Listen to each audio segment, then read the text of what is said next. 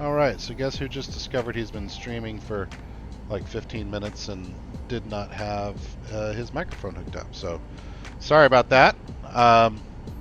We will continue soldiering on though. So one of the things that you didn't hear because my microphone wasn't on was that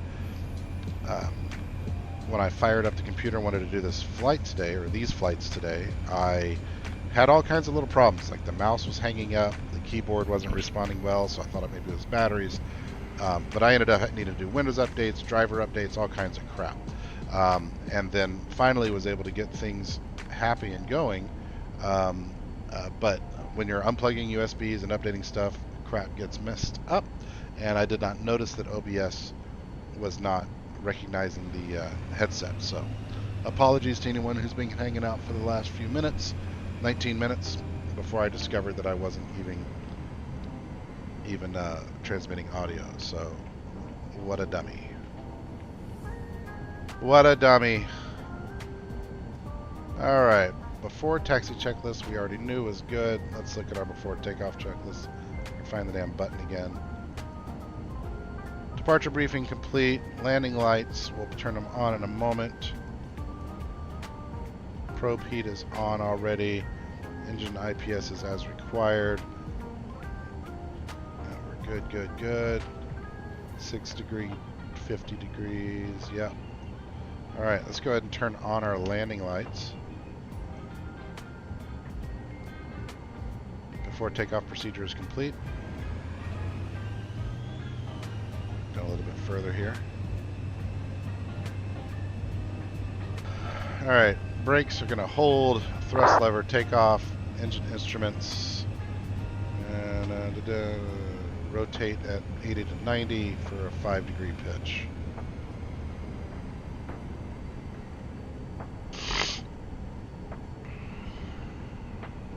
Just check vPilot real fast, what messages are out there. Flight level 190, let's approach runway, KGSP, alright. Nothing for me to worry about, I don't think. Maybe I should double check real fast that test. Okay, yeah. I wanted to make sure that VATSIM was recognizing my headset here.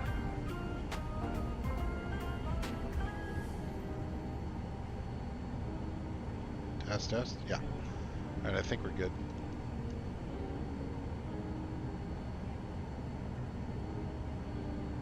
Think we're good.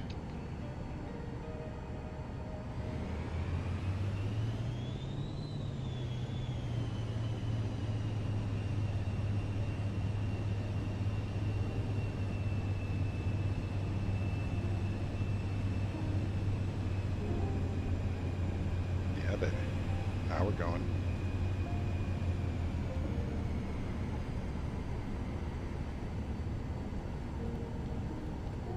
Tri-Cities traffic, RFK 617 is type Vision Jet entering runway 5 for departure to the west. Tri-Cities traffic. Alright, looks clear over there. Looks clear over there. Clear left, clear right. We'll just do this on the roll. 80 to 90 and then 5 degrees.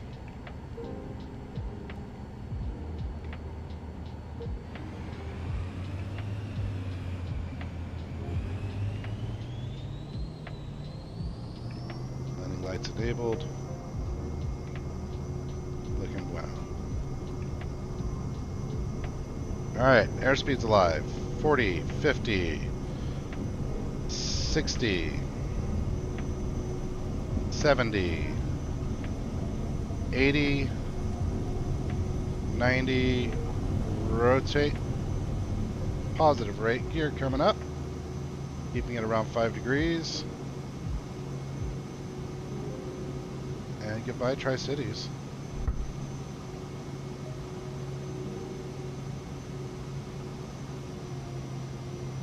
Alright, desired track 50, yeah. Oh, where's my flight director at?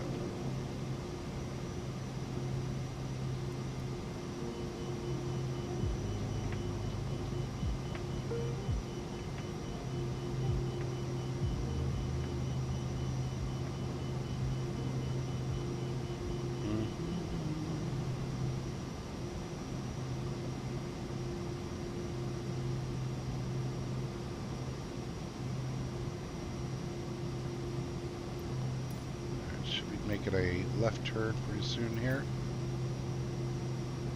We'll just, man, that hover menu gets in my way so much.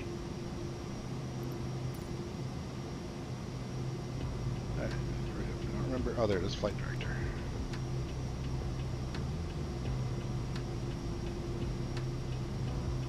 And we'll go ahead and go flap 0.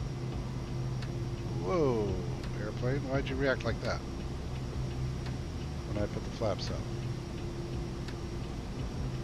That was weird.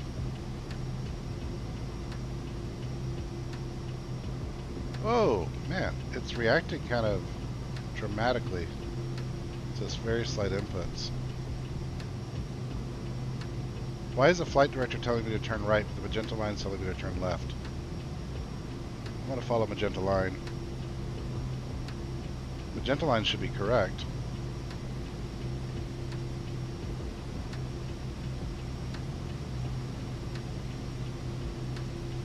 Alright, what we're going to do now is put our heading... Jesus, why is this thing behaving like this? Let's go into our flight plan here. And let's just go direct to laws. Okay.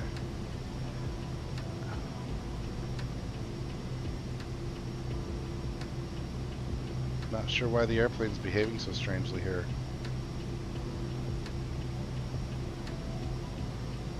Like, look at the flight director wanting me to turn to the right. Okay, now it wants me to go left. What is up? Anyway, whatever.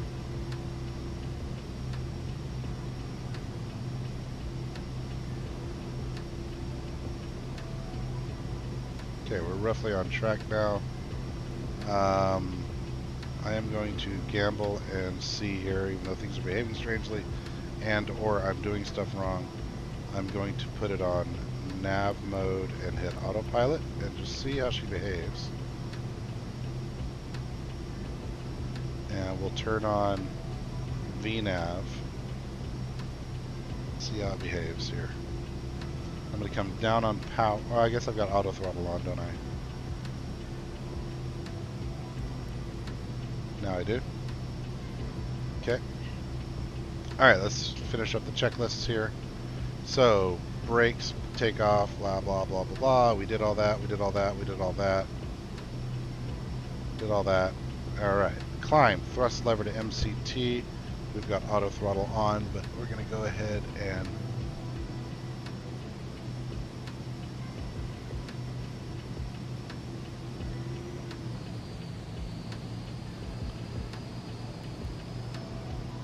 okay. Engine parameters looking okay, all green. Cabin pressure. You know, why don't we make it, yeah, it's auto already. We'll set the temperature about there. And ice protection as required, don't need it. It's a lovely day. And altimeter transition at 18,000 to 29902. We'll do that in a minute. Let's see, fuel, we are okay.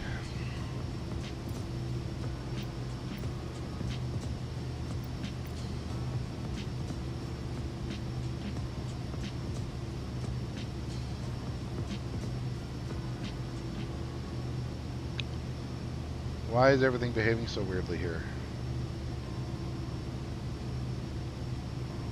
But regardless, we're on our way to laws, so I think we're okay. Roughly on track. I actually didn't notice how long this is going to be today. It might be like 2.5 hours or so. It's not the fastest airplane in the world. I mean, it's no slug, but it's not the fastest thing in the world. Okay, we're passing 10,000 now, right? Yeah, we have passed 10,000, so we'll go off on landing and taxi lights. Confirm externally. Yep, position lights only. Strobe is on. Very cool. Alright.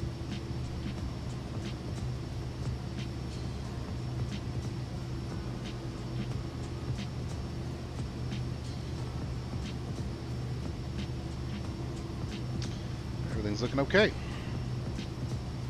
Climbing at 1500. I guess that's okay.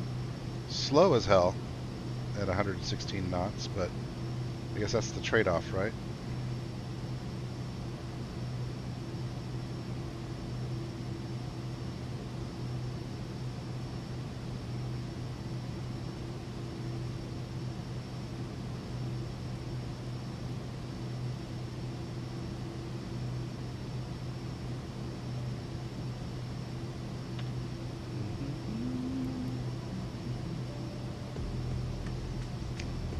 Timer, let's start the clock, I guess. I forgot to do that. I always forget to do that.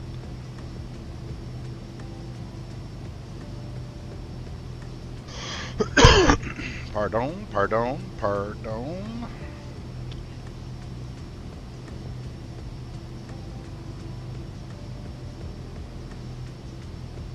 You know, I cheated and just used the B key for the barometer a little while ago. Where the heck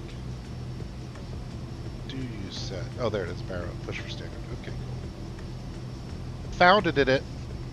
How's it going back there, boys? Hey, it's good. All right, cool. Thanks. Cool. I do have cameras set up for this one. 0, 1, 2.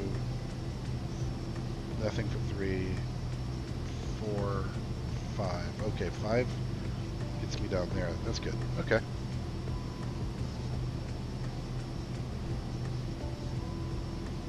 So slow.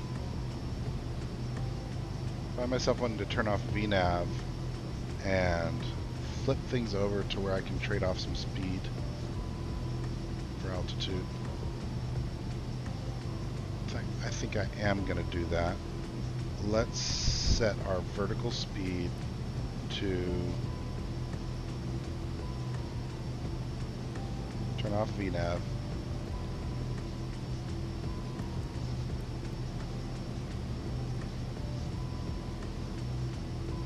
Still want to go to 30,000. We're going to set our vertical speed to only 700. And then we're going to change our target.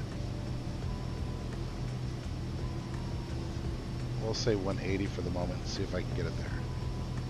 See if it gets there. Either way, it's going to start picking up some momentum.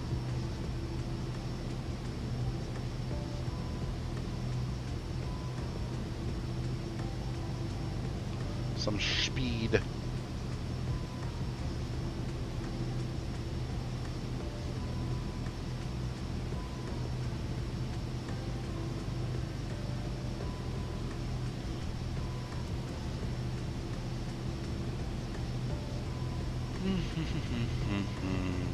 Really simple flight plan in this beast. There we go.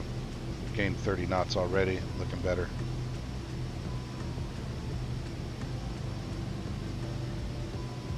$16,000 feet and climbing steadily. Slow and steady wins the race for safety in aviation. Well, it's about time for me to pick a Flight Sim 2024 bundle. I need to look at all the included stuff, the planes and whatnot, and see if it's stuff that I'm interested in. Maybe, it may not be. What is that? Delta 1767 is landing at KGSP runway 4. I don't know where KGSP is. I don't know what KGSP is, but I guess it's nearby.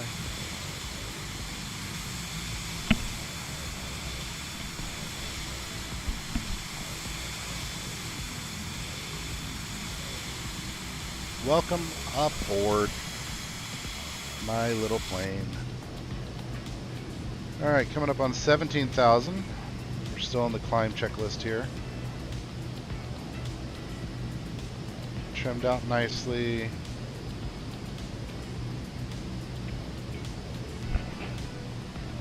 Airplane's climbing comfortably. We're at 180. I'm going to go ahead and go up on the speed just a little bit more. So let's change our indicated airspeed to See if we can make it do 200 while we climb.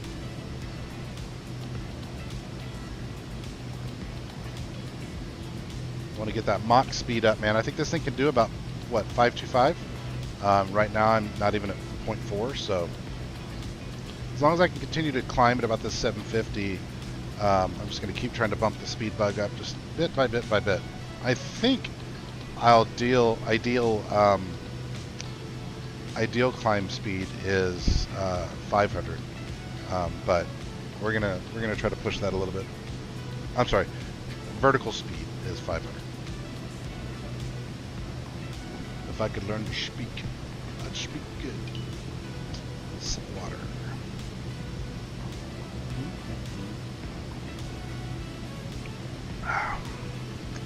All right, after we get to 18 and I hit Barrow, I'm going to introduce anyone who may be watching this particular streaming series for the first time. Introduce you to what the heck we're up to. Why are we flying the Vision Jet from Bristol, Tennessee to Kansas City? That's a weird combination of things you might be thinking and saying. So now that we're set to standard, we've got our STD. Let's talk about it. So I'm going to go into desktop mode here and do the most exciting thing, talk about a spreadsheet. So I am a big fan of racing in many forms. Those of you who have watched this channel for a long time know that I do a lot of iRacing. I haven't streamed a lot of iRacing lately, but I've been doing a lot of iRacing for the last 10 years. And I love me some racing. I love NASCAR. I love a lot of different kinds of racing. But in NASCAR, I closest follow Brad Keselowski and Chris Buescher, who make up the two-car team RFK Racing. I know I'm wearing a different hat today. It's a different driver, different team. Also a big fan of V8 supercars out of Australia, and so seeing Shane Van Gisbergen come over and make some waves has been kind of cool. So I'm wearing an SVG hat today. But anyway, what I've been doing is trying to merge together my love for aviation and flight simming and my love for racing. And in doing so, you'll see here that I've been following the finishing positions of the 6 and the 17 of Brad Keselowski and Chris Buescher all season. And then I've got a progressive performance-based schedule here. So depending on how they finish, if they finish really well, they get to fly in a very fast, very nice airplane. So when there's a winner, like Brad won at Darlington and Chris won at the Glen, we get to fly the 737 BBJ. If they both average in the top 5, like you've seen here, they get to fly in the 737 BBJ. Now I did do a rule change somewhere mid-season, so that's why you might see something different. Actually, hold on. Yeah, like here, with new rules, I changed it. I can't remember where, but I changed it somewhere. With new rules, these would have been in the 737 instead of in the citation. But, you know, average 6th through 10th between the two of them, it's a citation. Average 11th through 20th, it's the Vision Jet. And so the last flight that I did was from the Glen to Bristol. We've run the Bristol race already. Wasn't amazing for RFK, and they finished an average of 20th between the two of them, which means we're in the Vision Jet to go to Kansas. Now, Kansas has already happened as well. I'm behind because of some travel. Kansas has already happened as well, and as you can see here, they finished an average of 17th, so again, Vision Jet. So this flight and the next flight would both be in the Vision Jet if I stick to my schedule. Every now and then I've broken my own rules and done other stuff, you know, just to have some more variety. But what's fun about it is we're going from track to track instead of from North Carolina to each track, right? So way more variety. I get to see a lot more airports, both from a landing and departure point of view, and it's just different routes. And anyway, I like it. So it's been a fun series. I've enjoyed doing it. I haven't missed a race yet. I've had to do a couple of weird things where I did a 2-in-1. Tempted to do that today, but because I'm 1 week behind. I'm supposed to be flying the Talladega leg right now, but again, I was out of town on some unexpected travel last weekend, and so I didn't get to do this flight, hence this flight happening a week late. But whatever, it's fun, it's good times.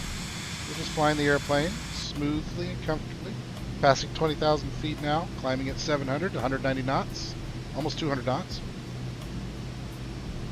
Let's see if we can trick it up to 210.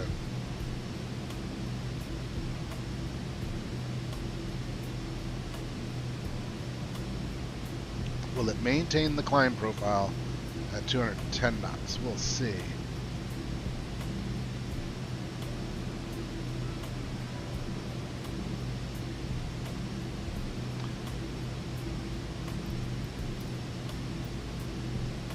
So ways to go in this flight. It's farther than I thought it was when I started thinking about it. I don't know what the total distance is. I didn't look. Does it show that on the OFP? Flights. Hey, where's my OFP? Where the heck is my OFP? Oi! Let's unload it and reload it. Port flight. Got it. Yeah. Okay, and we use the King's Departure. That's what we did, yeah. Oh, okay, and there's our OFP now. Does the OFP show total distance? It must, right?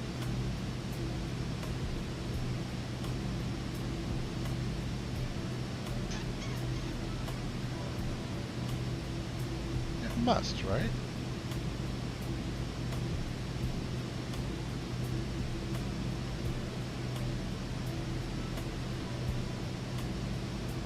Anyone out there want to help me out? Let a brother know.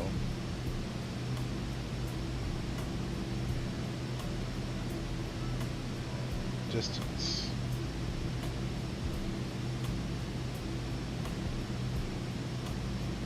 That would be distance, right? But I think that's distance between waypoints. That's not the total flight distance.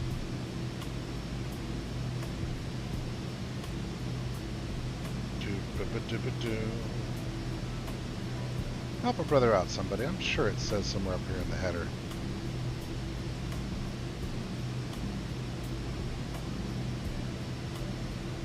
Ground. Oh, here we go. Air distance 665. I guess miles. Yeah. See. Yeah. Now we know where we're looking. Now we know where we're looking on the off.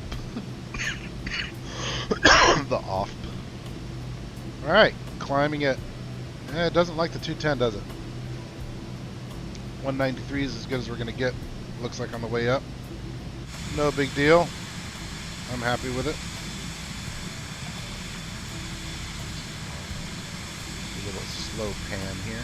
Use the controller. What's up, pretty girl? Oh.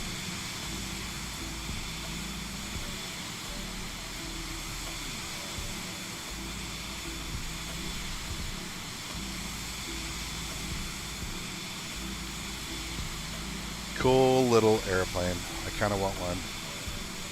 I live really close to a small executive airport here in Georgia, and I was driving by it yesterday, and you can see a lot of the planes parked up from the road. And I was driving by it, and I saw one of these SF-50s parked there, and just thought it was so cool looking. It's a little bigger than I think you expect it to be.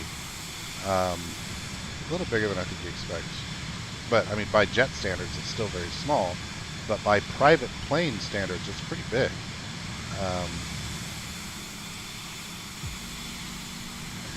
I mean, until you start talking about, you know, twin engine citations and Lear jets and that kind of jazz. But for a little 5-seater, you know, it's a big 5-seater. It's a big GA aircraft, is I guess what I'm saying, from general aviation standards. It is, it's a pretty big airplane. All right, everything good down here. Blah, blah, blah, blah, y'all. Yas.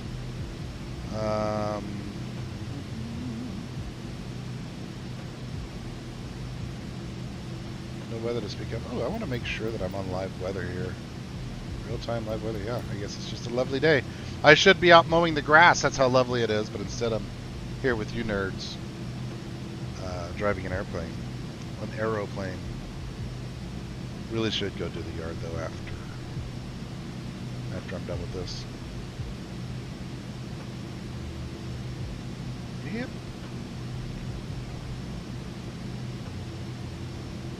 23,000. The slow climb continues. But we're over 4 now. We're going Mach 444. Point 444. So we're on the way.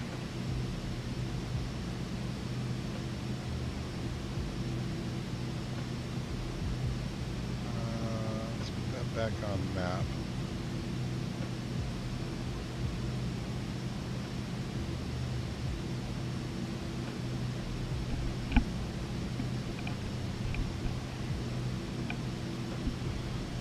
6,000 feet to go to cruise at 30. Flight level 300, you know, 00. We'll take a look real quickly at SimAware and see if we're expecting any air traffic control coverage. Yeah, it looks like we are.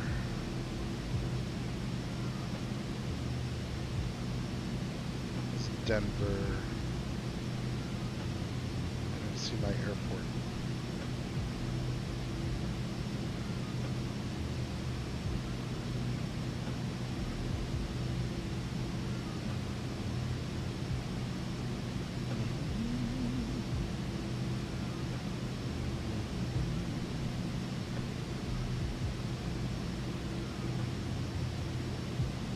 KASN. Oh no, hang on. I think something's terribly wrong. Yep, something is terribly wrong. We need to fix this. Our flight plan should not be KASN.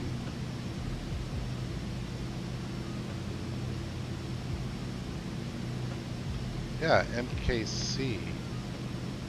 What the poo?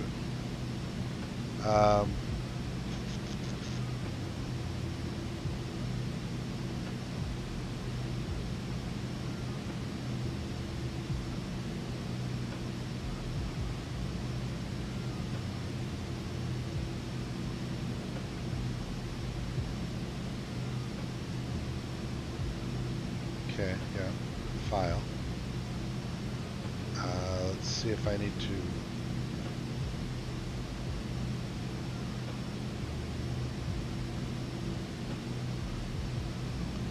No. I think I'm going to disconnect and then reconnect. Yeah, that looks right.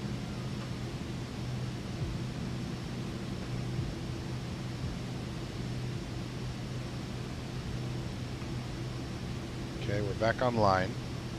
Now let's go back to SimAware. I'm glad I looked at that. And refresh and see if it's showing correctly now.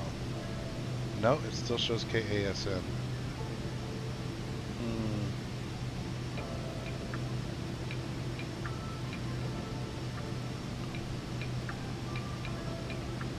Maybe that takes a few minutes.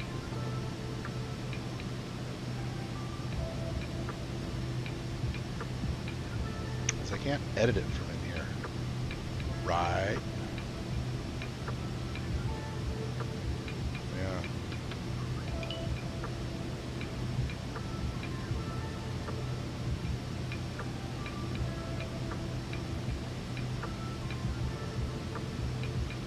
Yeah, I don't know if it is gonna correct itself or not.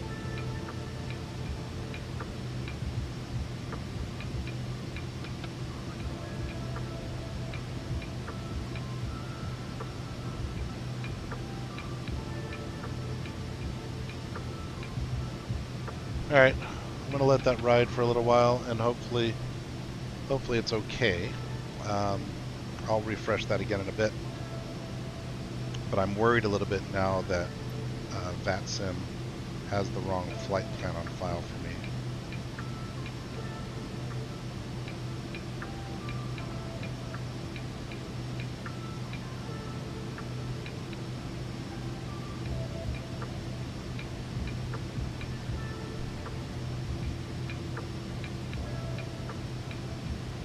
Well, we're coming up on 30,000. Worst case scenario is that I disconnect from VATSIM, but I think we're okay. It's weird, you know, I can't tell in vPilot very easily what flight plan it has referenced. Can I?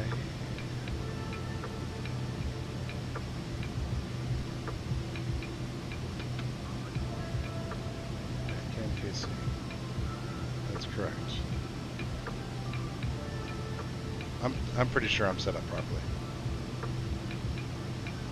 It's just SimAware that isn't recognizing. It's like I had originally filed an intent to go from Tri-Cities to Talladega, but I changed my mind, filed a new flight plan, and for whatever reason, it's not recognizing. SimAware is not showing the new flight plan.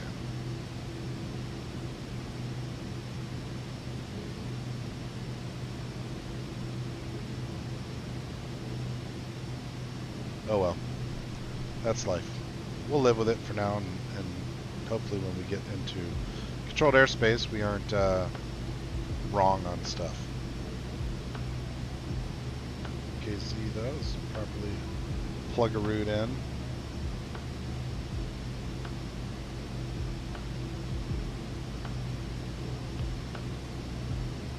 "43 minutes before we get to PXV.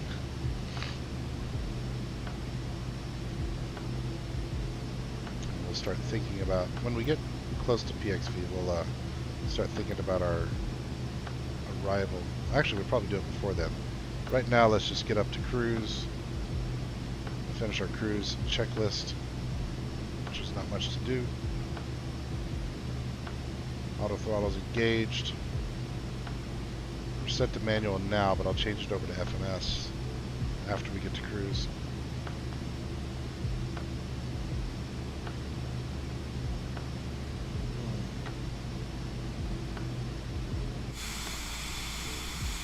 What's happening out there, chat? Should we do some barrel rolls in an SF50? Pardon me. Congested. Little airport down there? I don't know what that is.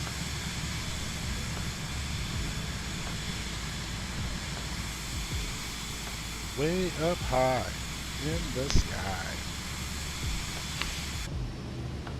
30,000, baby!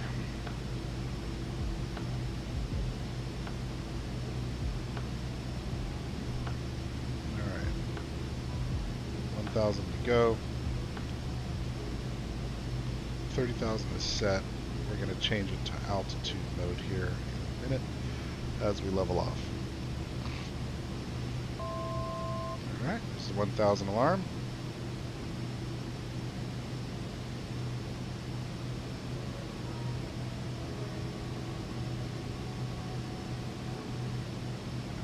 As we level off, we will start to pick up a little bit of speed, which will be good. Pardon me.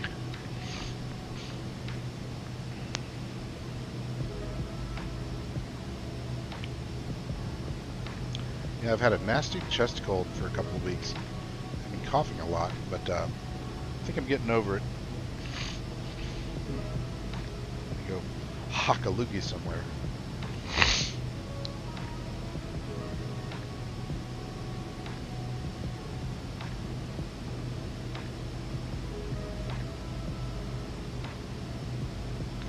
Alright, 29.7, nearly there.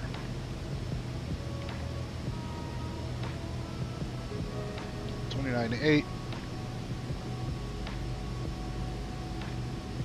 $29.9. It's already set altitude over here. It's already reducing its. There we go. Very cool. Now we will bump the speed up. Manual, auto throttle.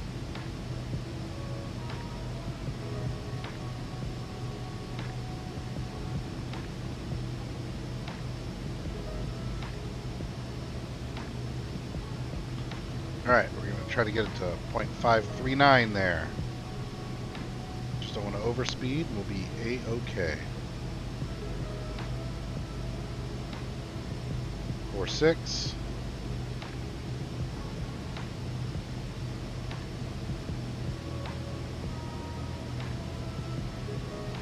4.7. It's on its way. Looking good.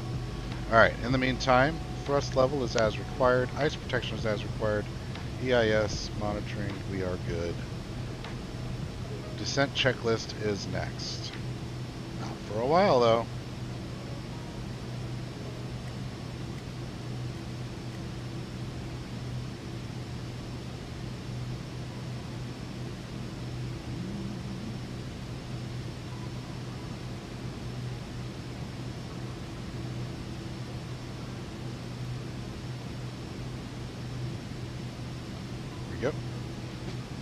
That's the view we want for the moment.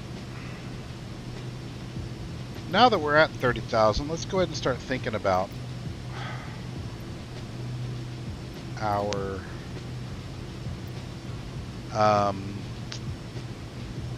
approach and arrival. Well, I guess our arrival and approach. So it looks like runway 22 is what we're probably going to expect. So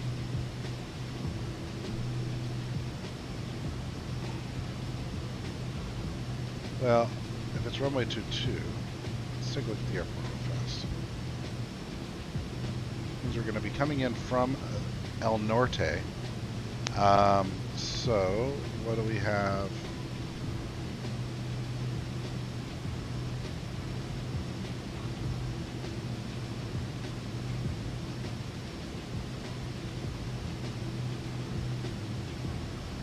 I think that's probably the best one. The SPI.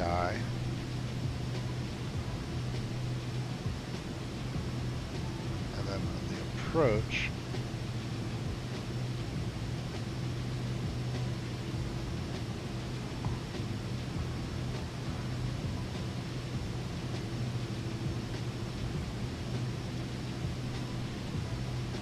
So we'll just go with the final. Now again, I might have ATC coming in here. We'll see when we get there. We'll see the ATC when we get there. Looks like it could be 22. Oh, hang on. Wrong airport.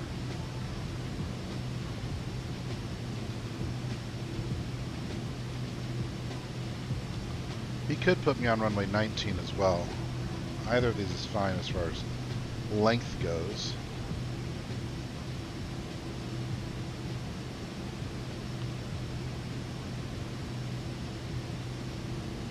Anyway, now we've got a completed flight plan there, so we'll go ahead and plug it in here as well. PFD, oh no, MFD flight plan. Oh, hang on, MFD procedures for the arrival. We're thinking about the BQS8. Oh, nice. With a transition of SPI, please. Runway 22.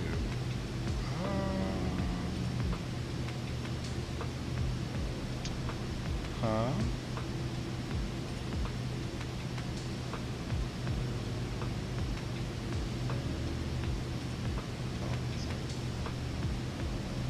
Approach. Let's try the approach first. Ah, okay. Interesting. I guess I'm not RNAV capable. So why don't we instead, let's change that to runway 19.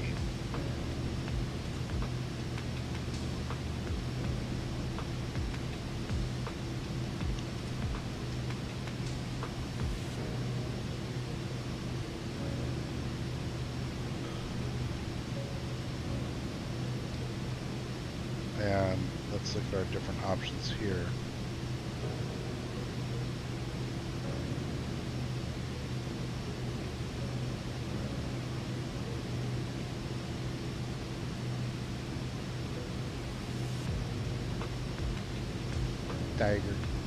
Tiger. Okay, yeah, still the SPI transition. So, that's 19. I don't know why it's not.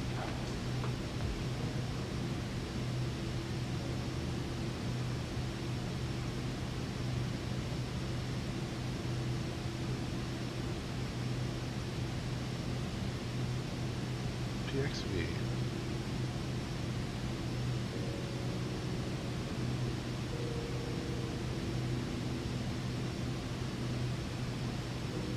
This all feels really wrong, doesn't it? SPI transition. Runway 19. Load.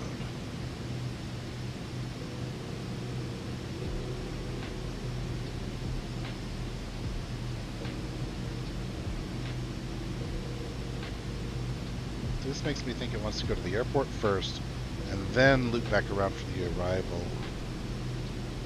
and approach.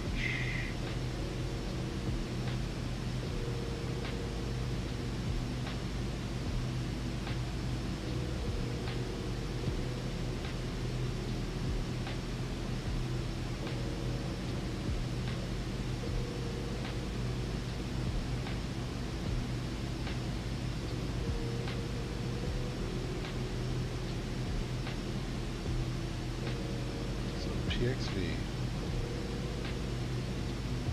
arrival.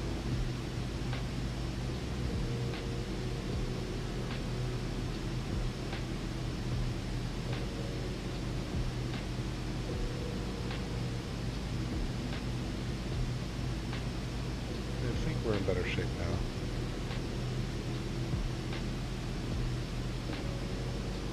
Destination.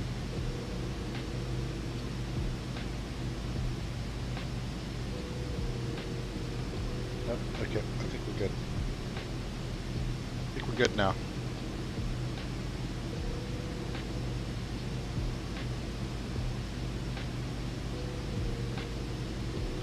I suppose the only way to know for absolute sure is if I remember how to zoom out here and make sure that makes visual sense. Can I... how the heck, I don't remember how to... Oh, there we go.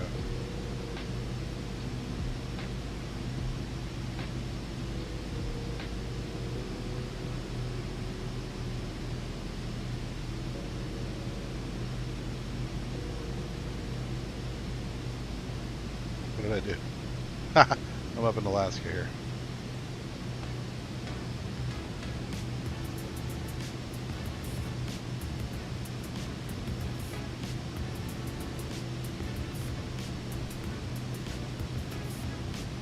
Oh, this thing sucks.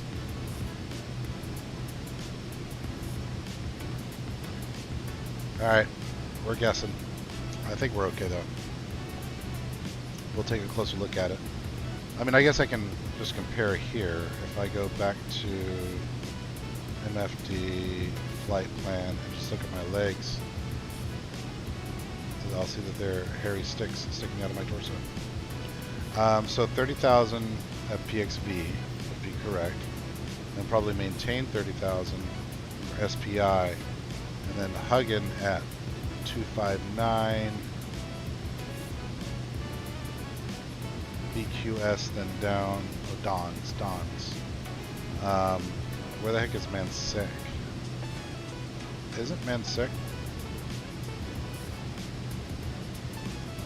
Isn't that very much the wrong way?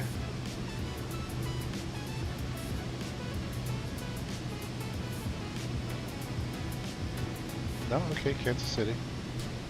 I could have sworn that was the name of the waypoint back. Back near Bristol. Anyway, okay, so Mansek, which is around here somewhere, I guess.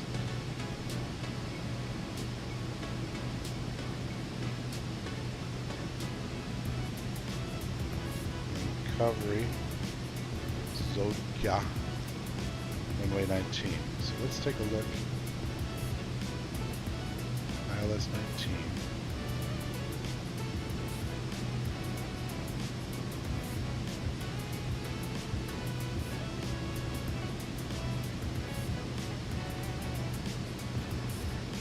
So the only mystery one here is Mansek. I'm not sure where the heck that is.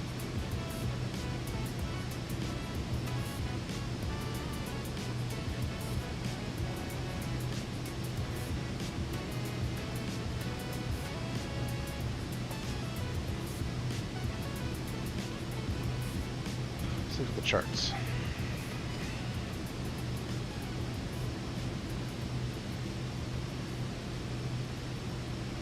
Dons, yeah, okay.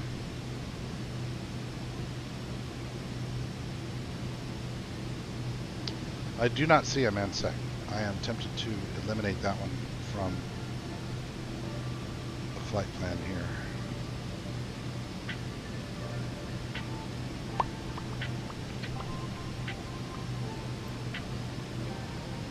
109.9 on the nav. Already set.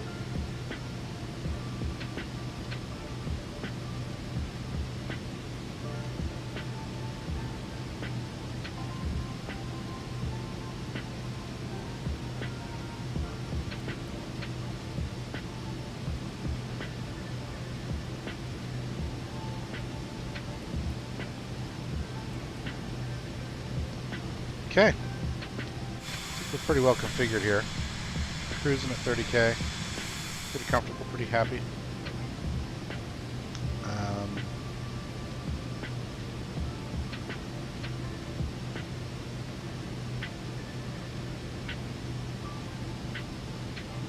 I guess Mansec will make sense. I'll be going 266, 236, 241, and then I think we're okay. Ooh, look at our speed. We're right there, baby. Why don't we bring that down just one click.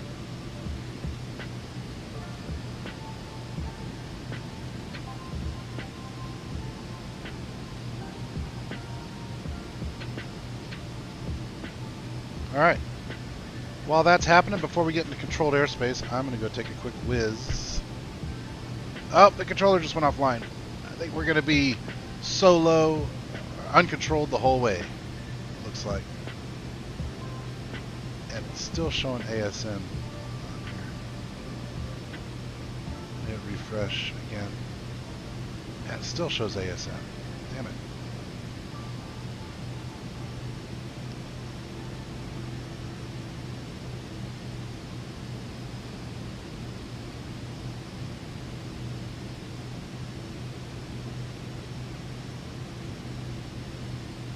Fantastic. What does fantastic show? RFK 617. Execute.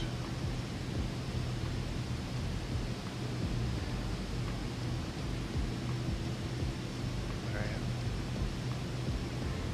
That also shows me going to Talladega. Oh well. I guess anyone looking at SimAware is going to, and happens to cross me, is going to be seeing the wrong information. And that's live.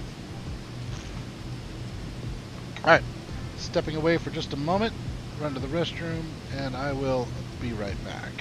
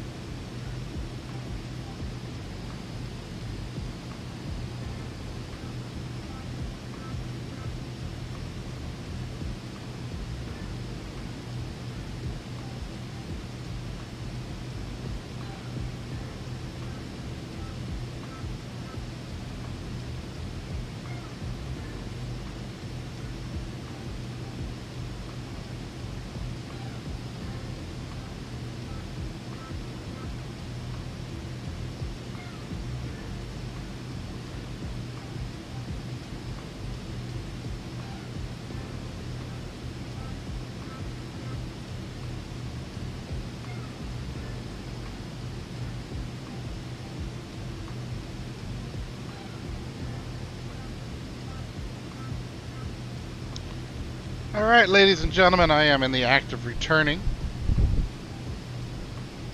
So, every flight has a special wristwatch. What wristwatch are we wearing today, you may be asking. You're not, but you are now. And today's watch, the watch of the day, is the Erebus Ascent with the malachite dial. So it's a real malachite dial. Very, very pretty watch. I just got it a couple of weeks ago. It arrived in from Australia, where the micro brand Erebus operates. I mean, if you've ever wanted to spend $6,000 on an Omega Aquaterra, but don't have or don't want to spend the $6,000, this watch scratches a very similar itch than the Aquatero, sort of a nice refined sports watch. I bought it with a J-style bracelet, and I'll tell you, I was what's the word, paralyzed for a while as to which dial to get. I'm going to show you this real fast. As I was looking at this watch and thinking about getting it, I was paralyzed on which one, because this thing has a bunch of amazing dials. Really super clean. I like the white dial. I thought that was super clean, and was tempted by it. The green, these helix dials have a ton of character with this sort of helix shape going on. The aventurine is beautiful. Like those sparkle kind of like stars, but that's just another sort of gemstone. And then the malachite. But you know, you got the starbursts, you got the solids, you got the helixes, and I was kind of stumped for a while, and I decided I was going to do the one that I thought would be the least popular, and I went with the malachite. So every dial is going to be unique and different. Mine has a little less black in it than I was expecting based on some of these shots, but it's still rather beautiful. The green pops nicely in the sun. I like it. The indices are beautiful. It catches the light in a lot of ways that kind of surprised me. The only other watch that I have that catches the light kind of as nice as that is the Hamilton Interstellar.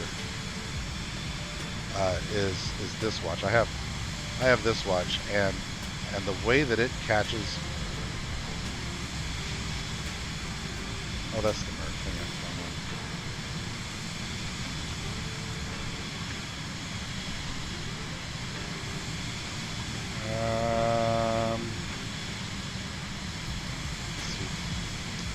Yeah, this watch. I'm trying to find my. Anyways, yeah, the indices. Oh, here were some good macro shots. The indices for this watch have these little ridges in them, and man, do they catch the light special. Like, you can see the way the 40 is a lot brighter here than the 45. Just the way that it catches and plays with the light. And there's also a slight starburst effect on the dial itself. It's a black dial. But those two things conspire whenever I'm wearing that watch to just bewitch me. I just love looking at it. So that was my first sort of luxury watch that I spent $1,000 or more on, and remains to this day probably my favorite. When I wear that watch, I just love it. It feels great. It fits my wrist perfectly. It works with just about any outfit, and I like wearing it. So every flight I wear a different watch, sometimes a pilot theme watch. Like, I've also got a khaki crosswind. What other aviation watches do I have? Those might be the only two sort of pilot focused watches that I have.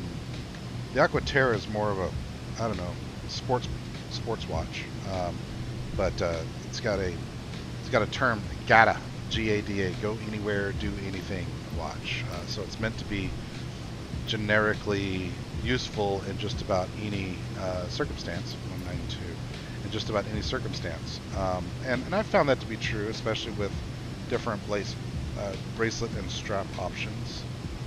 192.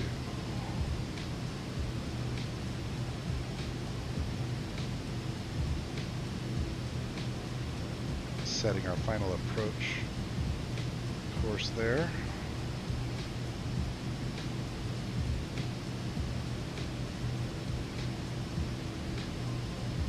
We're right on the edge of the barber pole, looking okay. Rolling at 532. Might try to bump it up. Uno mas nacho. Boink. 536. Let's see if that overspeeds. I don't think it will.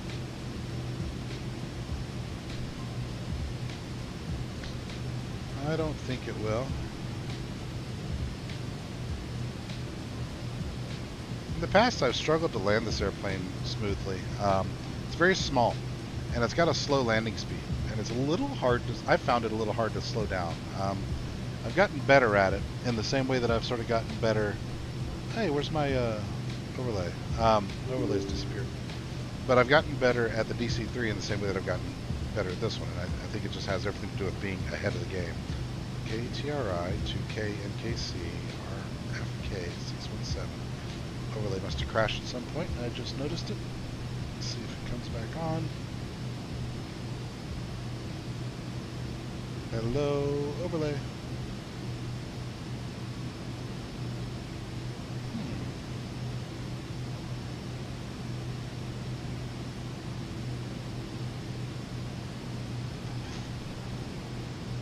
Why you no worky, overlay?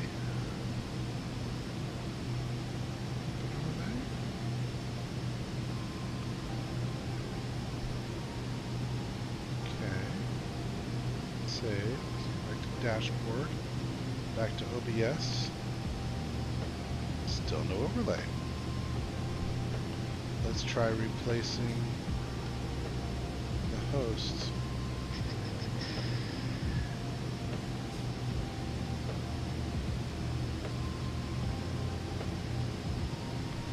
Overlay, copy, and let's go back into OBS again and just replace it. Maybe we'll try a new one.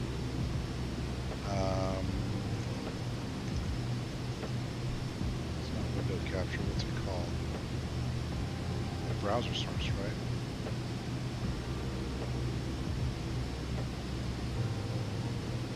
Still no overlay.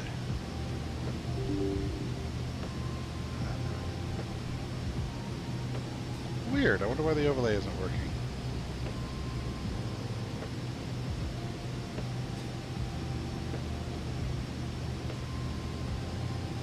Like I can see it.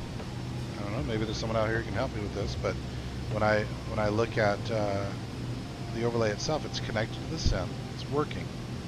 And when I go to try to use it, browser source 1920, height 1080. Okay, let's try to use the thing. Back here in flight sim mode.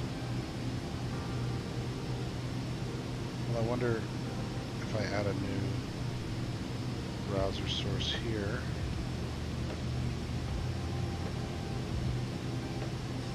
Let's try to create a new one. 1920, 1080. Okie dokie. Yeah, nothing.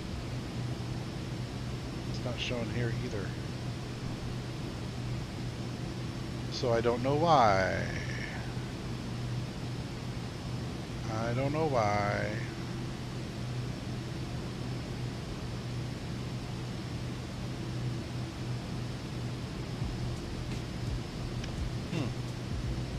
A problem to solve.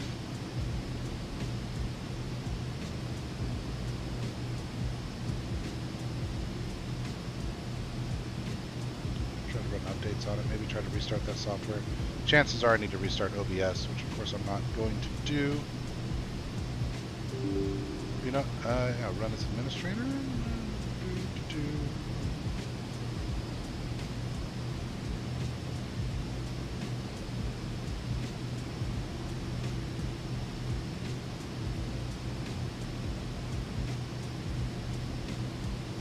Everything looks like it should be working. It just isn't. So I'm going to blame OBS and say that I need to restart it, which I'm not going to do mid-flight. So no overlay for us today.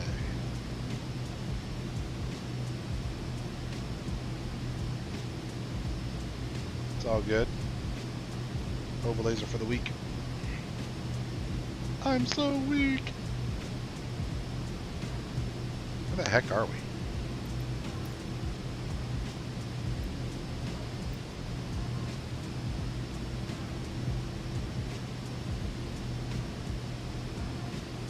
Pocket City? What the heck is Evansville? Would that be Tennessee? Kentucky?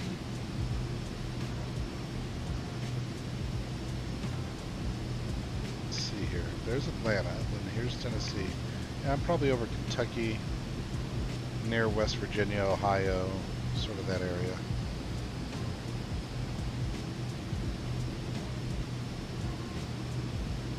Evansville.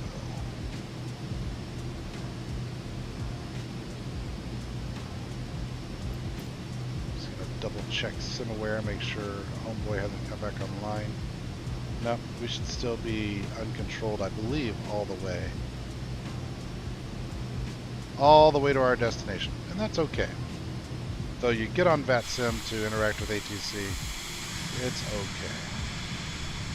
At least one thing that even when you don't get controllers on VATSIM, the cool thing is that you're playing around other people that are taking it seriously, right? So very few douchebags will spawn on the runway, unless they do it by mistake. Will spawn on the runway and stuff like that. Be acting a fool in the taxiways and so on. Interesting line of brown there. I wonder if that's photogrammetry. Inconsistencies between like this tile and that tile, taken at different times of year, or what? Put that bit down there.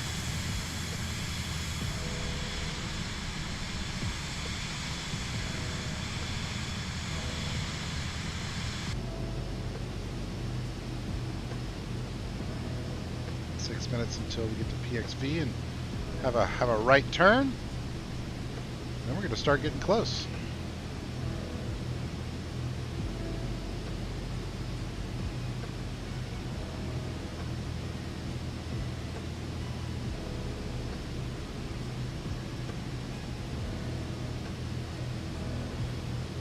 Why don't I see my purple here? See if SPI turns purple after the turn. So I'm going to pull up the checklist. Start thinking about the descent. Thrust lever as required. Landing field elevation check. Oh yeah, landing field elevation. I don't know where to set that necessarily, isn't it?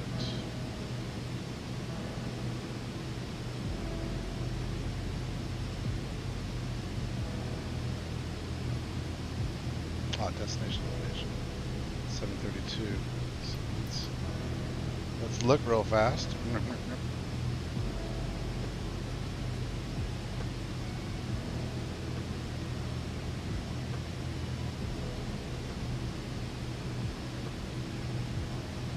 Yep, close enough.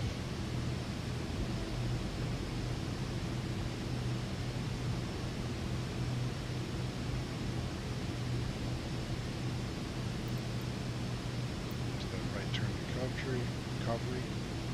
At Covry, we want to be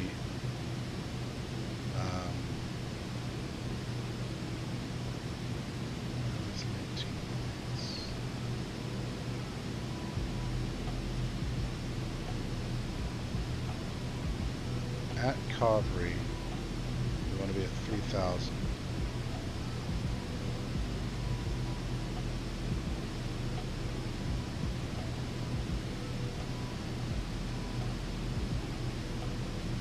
Dons will be at 12,000. I think I can get rid of Mansur.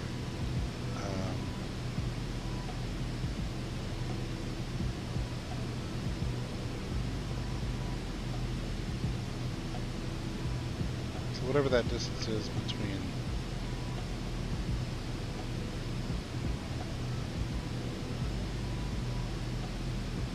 PI.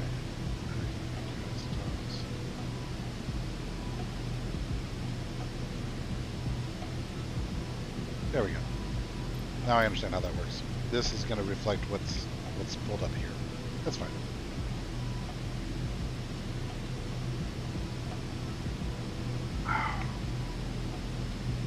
Cruising. Cruising comfortably.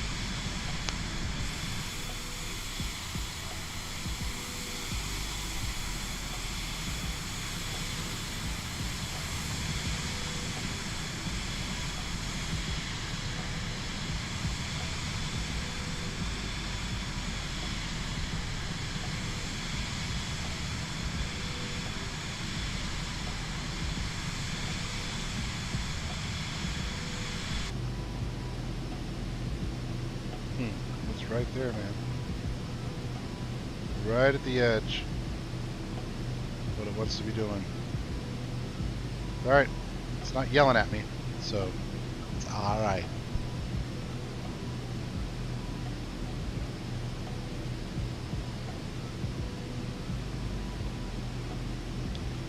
A-okay.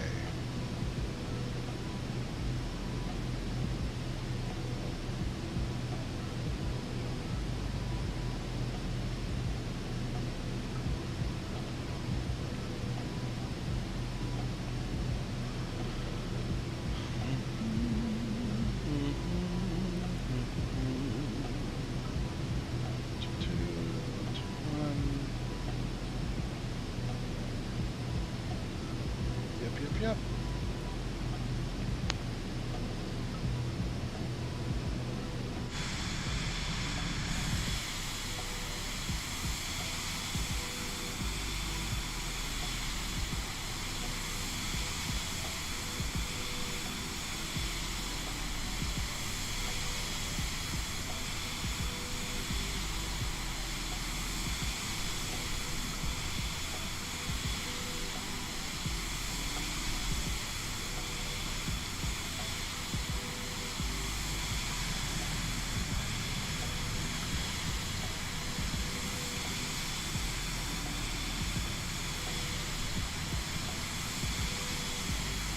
I love the detail. I love to look through the glass here into this lighting housing. All the detail, like they've gotten it down to the bulb. Look at the way that fades out in the way that a bulb does. You know, it isn't an instant on, instant off. It's it's a fade. Super cool. Just so cool. The detail of it all. Let's watch this from Chris Buescher's seat. Hey Chris, you ready to turn? Yeah, buddy, alright! That was a little bit more of a Brad Keselowski impersonation, but okay. It works.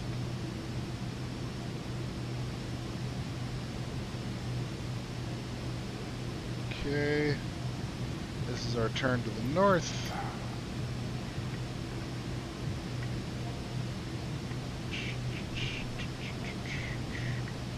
Still a good ways to go.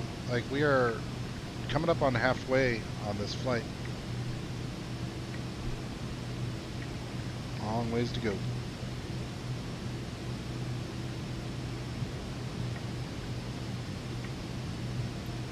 I've never done time acceleration, and I'm tempted to do it now. Weight and balance. Weather. Where does one do time acceleration?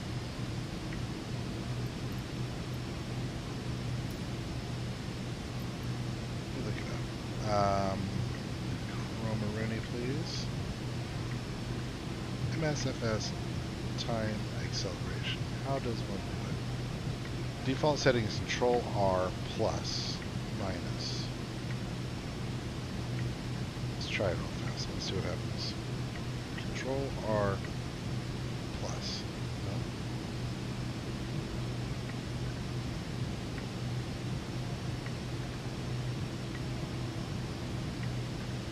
Is time counting faster? No.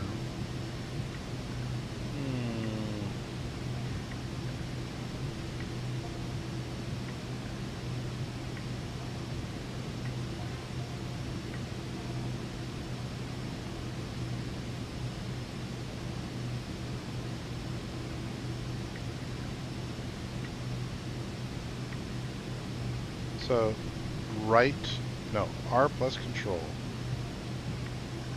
plus numpad, plus minus, yeah.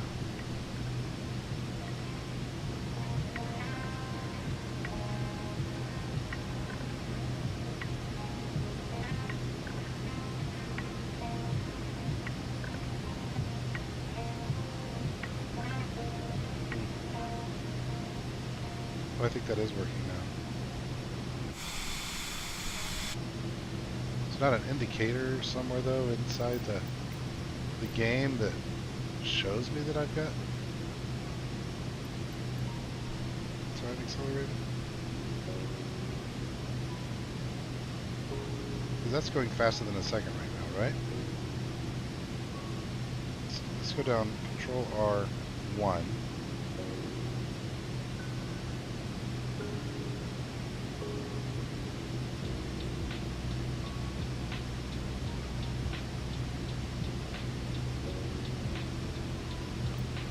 we're gonna go look at the settings just real fast. Controls, keyboard, time.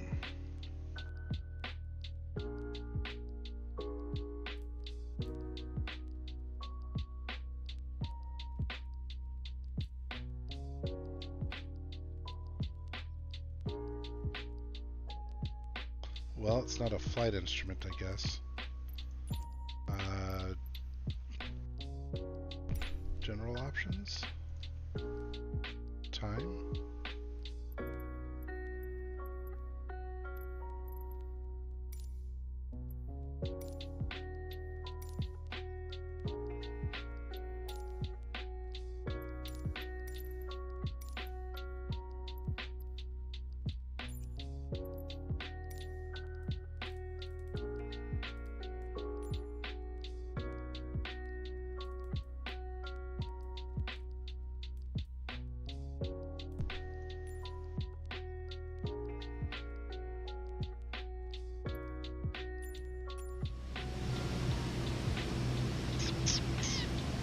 Keep researching.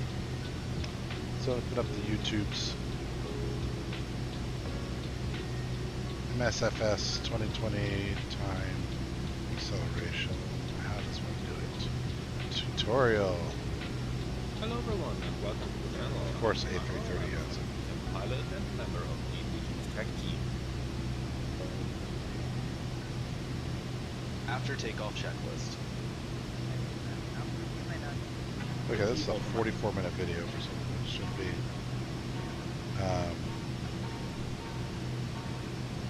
Should be like 3 minutes. So it's 10 minutes.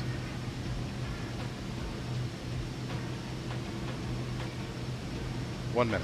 All right. Hi everyone, Aviator Sim here. Today I'll be showing a quick tutorial on how to increase the sim rate of Microsoft Flight Simulator 2020.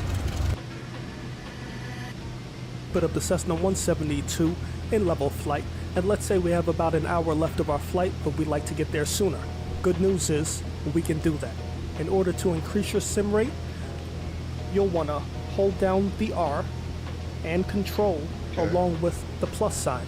And you tap it once, we'll speed up a little bit. Tap it another time a little faster, a third time a little faster. In order to get back to neutral, you want to hold down R, Control, and the minus sign as many times as you hit the plus sign. And now we're back to neutral flight. We not only can increase the sim rate, we can decrease the sim rate as well. And how to do that? You hold down R, Control, and hit the minus sign. Now we're virtually not moving. I hit that 3 times.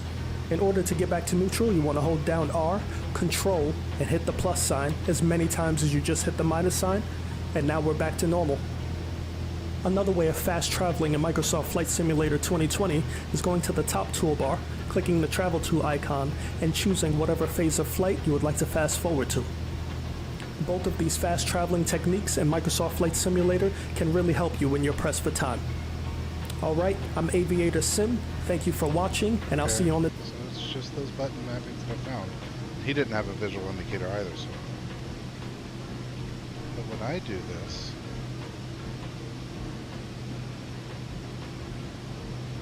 Nothing seems to be changing.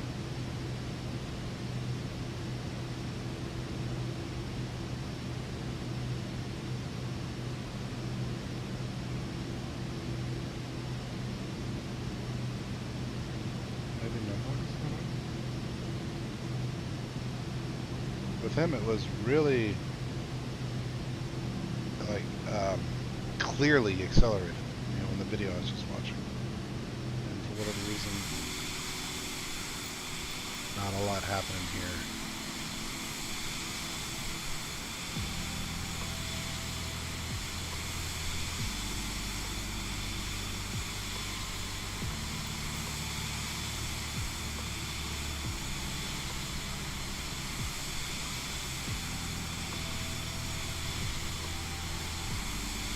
Do not see anything happening there.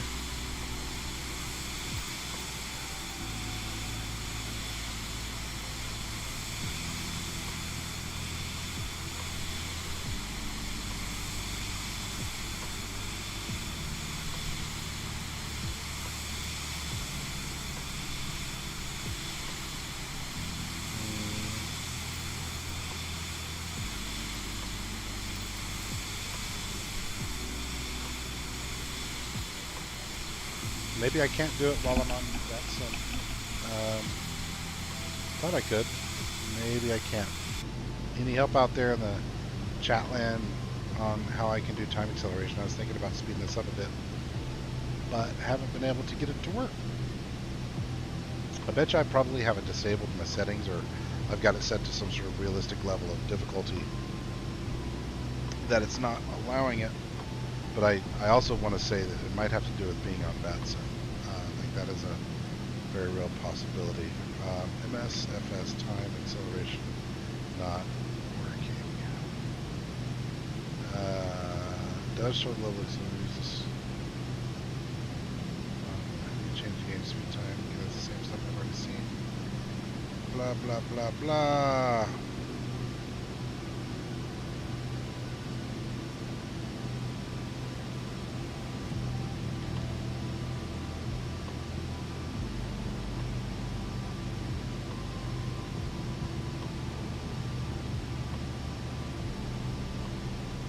Oh well. Unable to accelerate time. You're stuck with me, chat, for a while longer.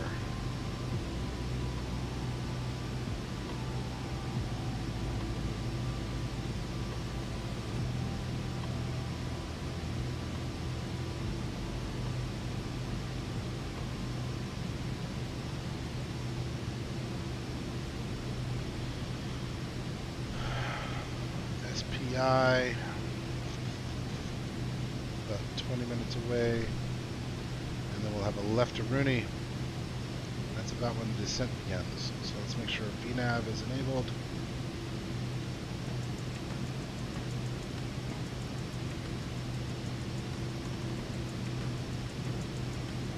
And we'll set our first desired altitude as 13,000.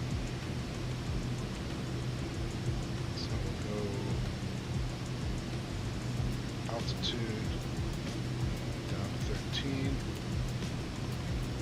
Don't start doing it yet, airplane.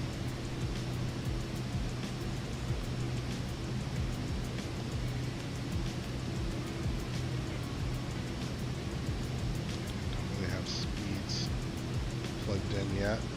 So let's look at the charts for that. See if we need to plug any speeds in.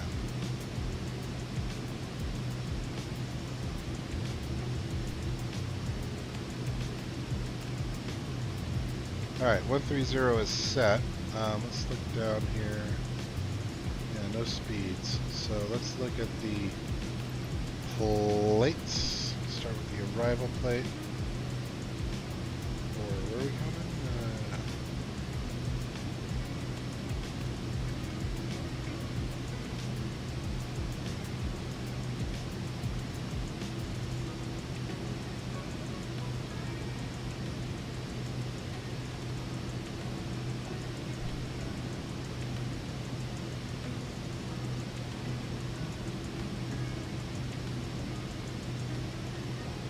Dawn's 12,000 or above. 241. I don't see any speed restrictions here. Do you? I don't think I do. Alright, so let's look at approach.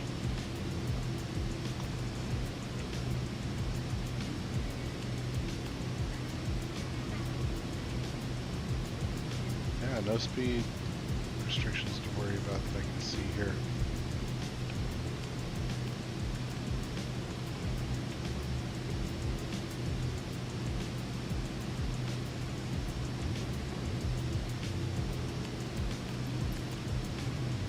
Well, we know we want to land at about 90 knots, so we'll, as part of the descent profile, we'll just start coming off of the throttle and start manually bringing speed down using manual mode over here.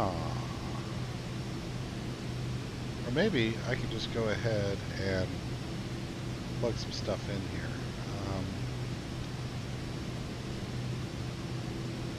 Like here, if I were going 110,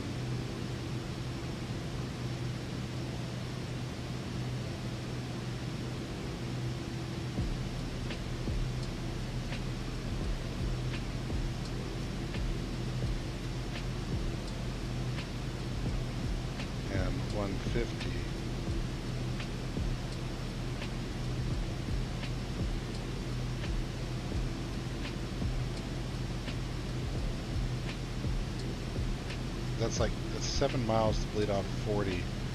So I've got 12 miles to bleed off 50, right? That's basically what I'm trying to do, 50 or 60. So that's not bad. Dawn's, it's 10 miles, right? So if it dawns, I'm at 180.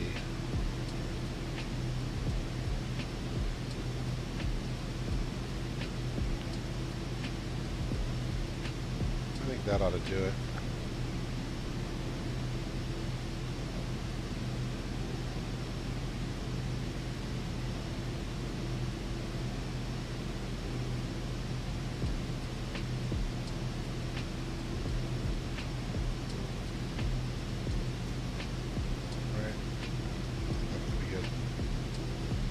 Alright, we'll throw that back in VNAV mode and FMS mode.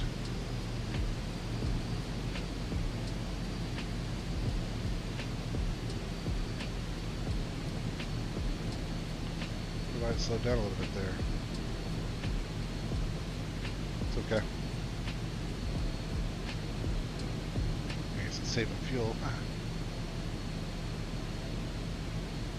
I was pushing it pretty hard. Right up to the barber pole, so it's okay.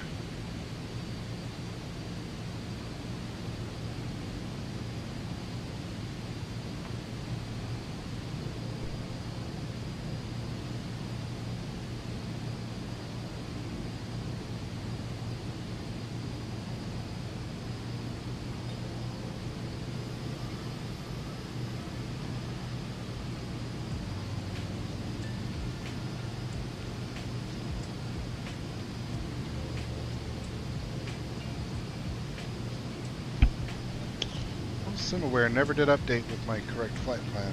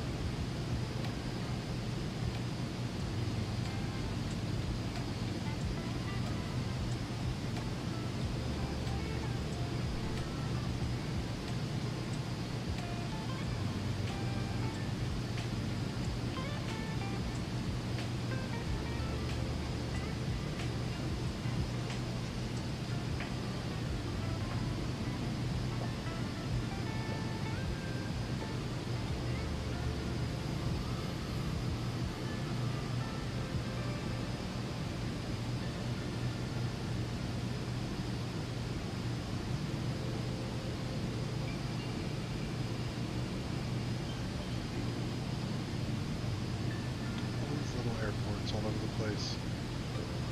I'm just zooming in and out of SimAware, and it's like everywhere I look there's an airport in free.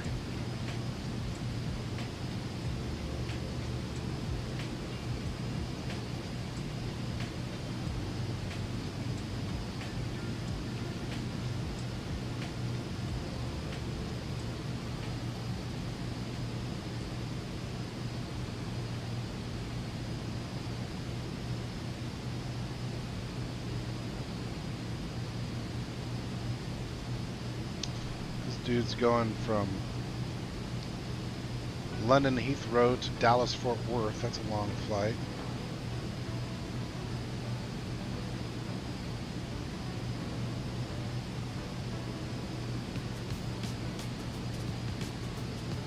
Got a dude over here. Let's go flying.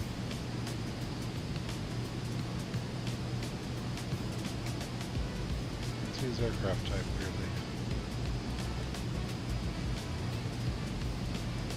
Directly off to my right, I should see an airplane a couple thousand feet below.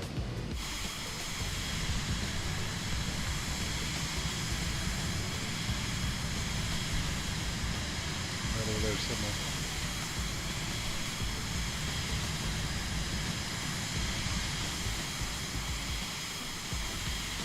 I don't see him.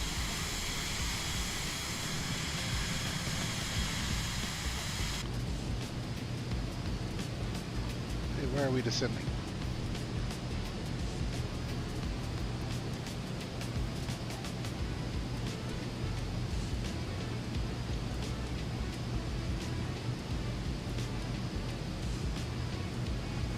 Maybe I set that to 30,000 too prematurely, or 13,000 prematurely. Let's set it back to 30 and not start descending yet.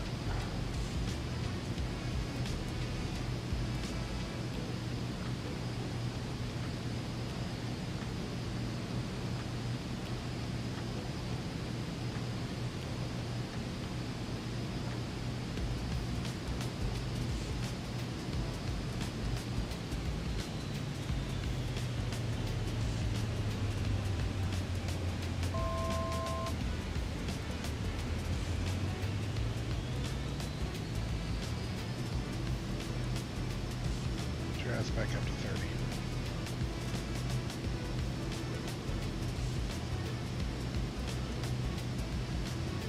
There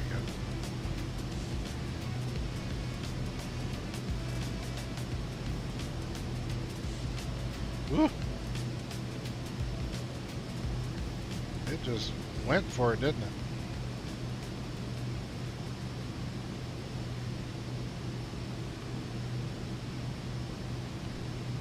Is top of descent called out on this thing anywhere?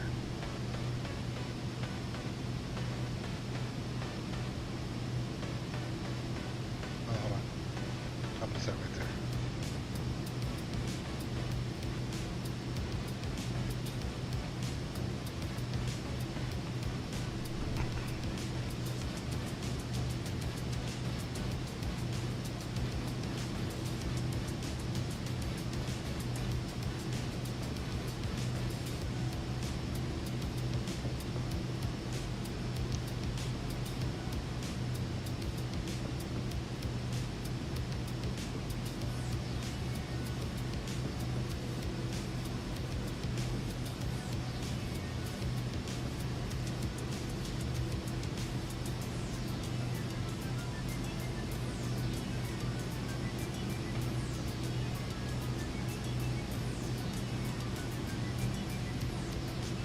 Cruising at 30. Just rolling along. Happy and comfortable at 30K.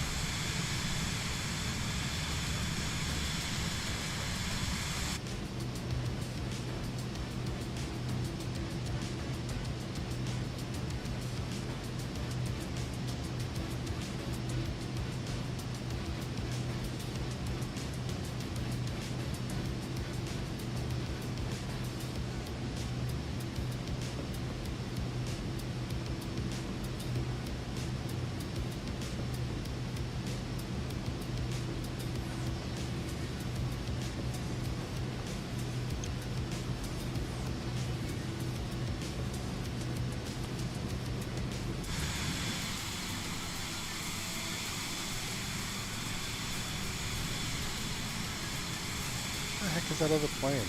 Like I'm seeing him on the map. Should be right here.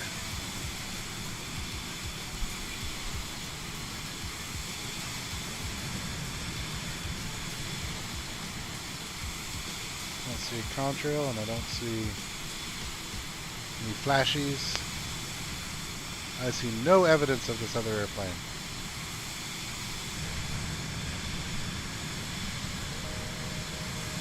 Oh well. I just like to spot them when they go by. But that airplane was a lie. If it flies, it spies. That's what they say.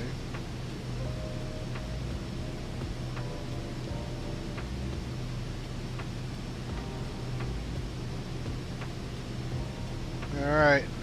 Left turn, and then a little bit, and then our top of descent. Looks like the distance between SPI and Hugen is 120 nautical miles, so I'd put the top of descent at about 100. So, still got a little ways to go here before we start our falling out of the sky portion of today's programming. Damn it. No. Close. Nope. Never did figure out what happened with my overlay, why that stopped working today. Figure it out for the next one.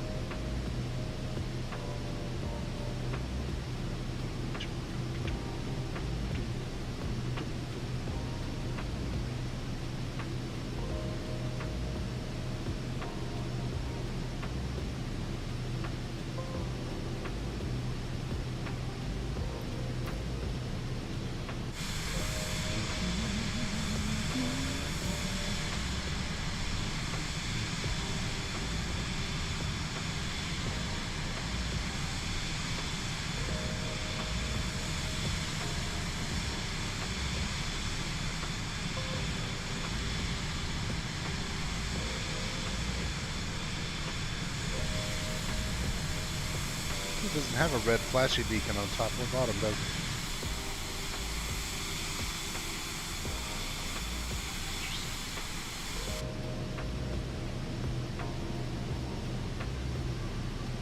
Yeah, it just strobe land and ice. Okay. Wonder what the regulations are around that. Around, I guess, GA aircraft. Now that I think about it, I don't think Cessnas have it either, right? Like the little small planes, GA planes. Maybe they're only required to have position lights. No rear-facing lights either. Nothing on the stabs. Oh, that's a rear light.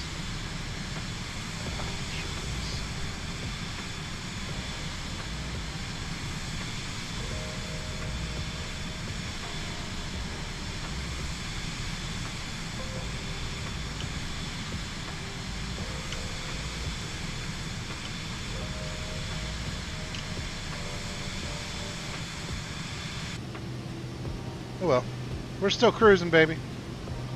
Left turn in 5 minutes. My brain is starting to go outside to mow this grass. So my brain is wandering off too right now. I'm trying to remember if I've got any gas down there or not. If I need to run to the station first.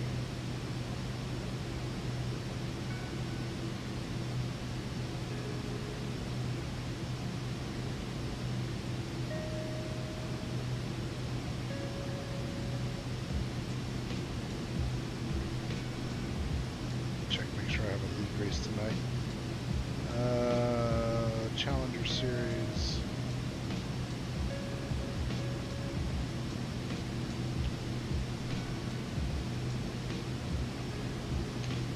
Nashville. Today is 7 o'clock.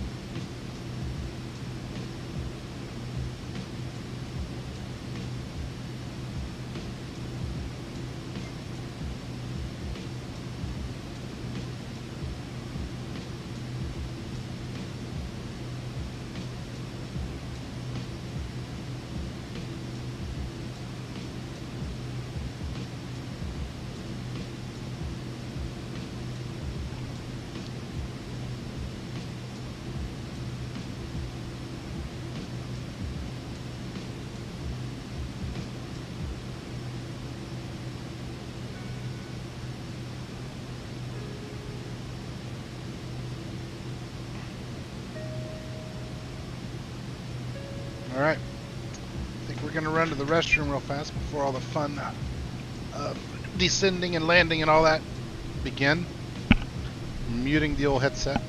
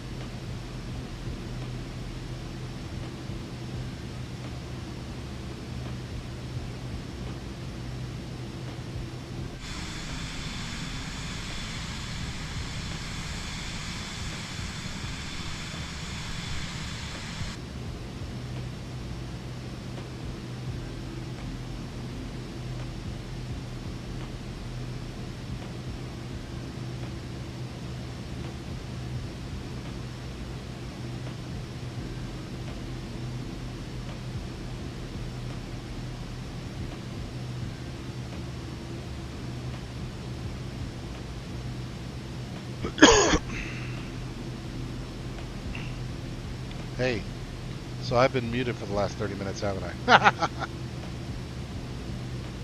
I pushed the button when I went to the bathroom, and then I forgot to unpush it. So I've been sitting here talking to nobody. Talking to myself. Anyway, we are approaching top of descent, as you can see here. Top of descent's just over that 270 marker. So it's within 50 miles. We are getting pretty close to our planned and carefully considered falling out of the sky.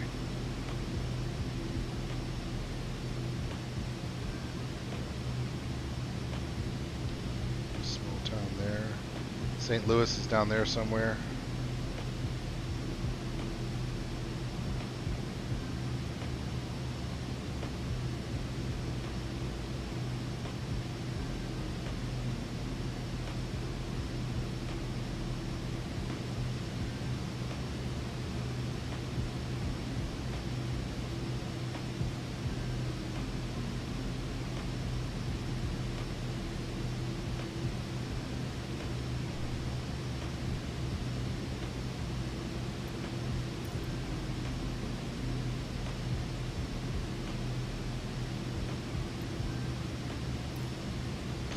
So what am I going to be, like 10 miles east of Hugin?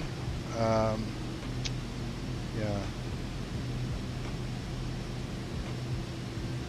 Just figuring out what my announcement's going to be before I do it.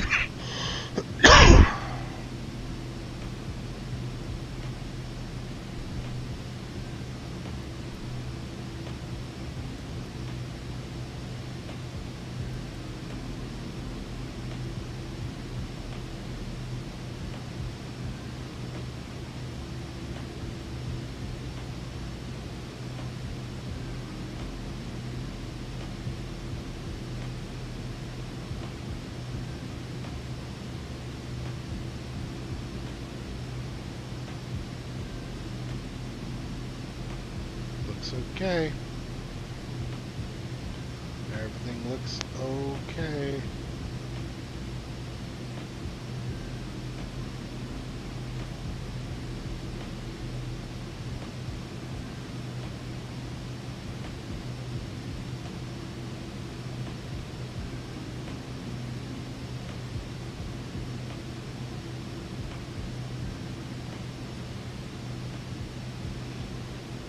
I've never gotten really natural with these avionics as far as just using them effortlessly. I've struggled with them a little bit, but I'm getting better at them.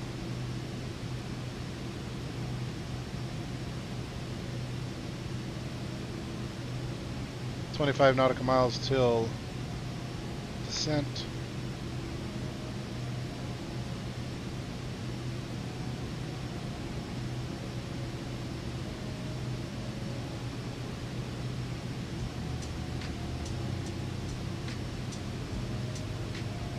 Really close.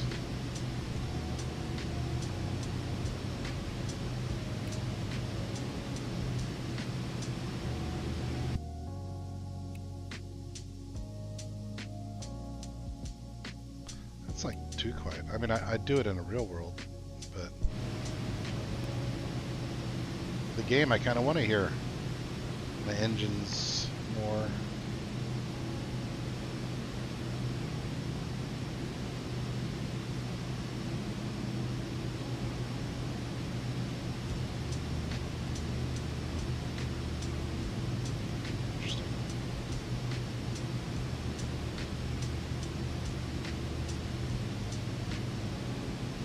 So we're set to 13,000.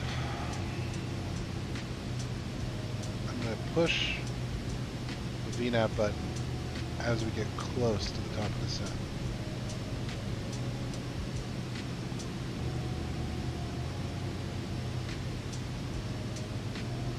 Which I think will handle the majority of the descent for us if it's all set up properly.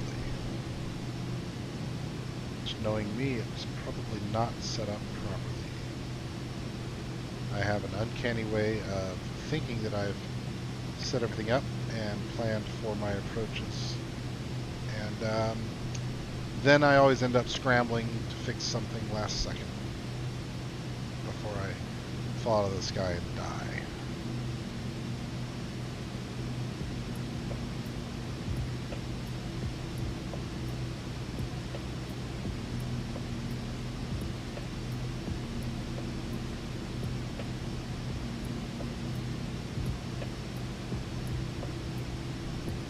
Managed to skillfully avoid all of the air traffic control. As you can see, it wasn't online when I took off, and now it is. This guy was online until I got close, and then he went off, and then just above me is online. So basically there's this one little pocket here that I don't get coverage, and of course I'm in that pocket. That is just the way it always works for me. And this never did update to the right airport, so I don't know what's up with that. That is not where I'm going.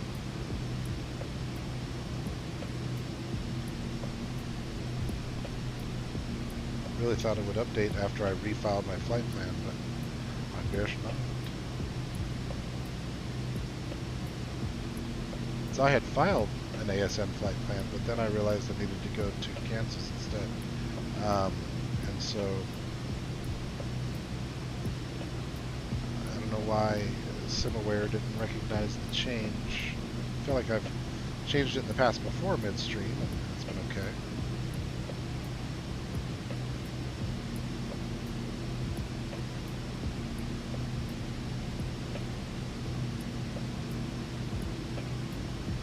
Alright, top of descent's nearly there.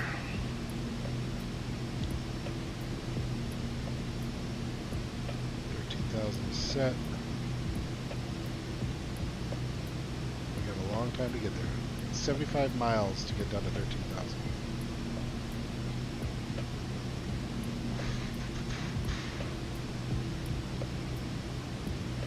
And this thing can fall out of the sky faster than it can climb. So I think it's going to be a-okay.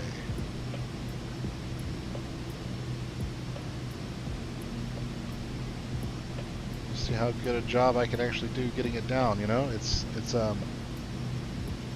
always tricky to get an airplane decelerated in the appropriate way. At least that's an area that I've struggled.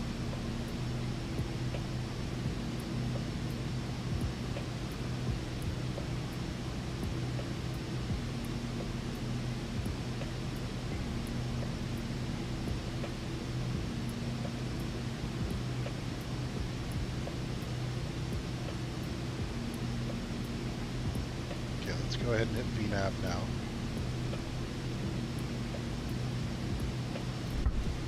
Oh. I accidentally was scrolling to zoom out and I hit the landing gear knob a little bit there. Don't want to do that at 30,000 at this speed. Rip the gear right off.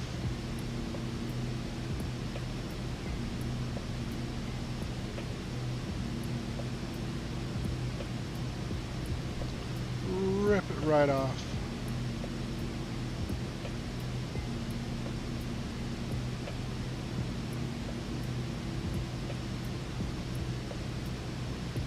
V path enabled. Okay, let's make our call. So 25 miles. Kansas City area traffic. Kansas City area traffic. RFK 617 is type Vision Jet. 25 miles east of Hugon, beginning descent into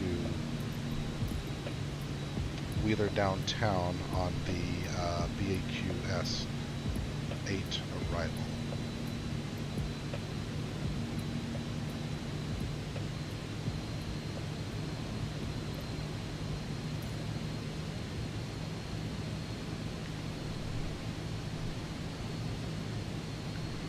Godspeed, man. No more airplanes around me. I only really saw that one guy. There's another dude coming up on my tail in a 789 Boeing.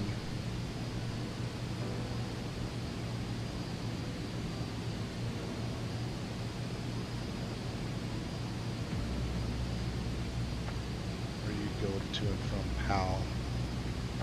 From JFK to LAX. Pretty good haul.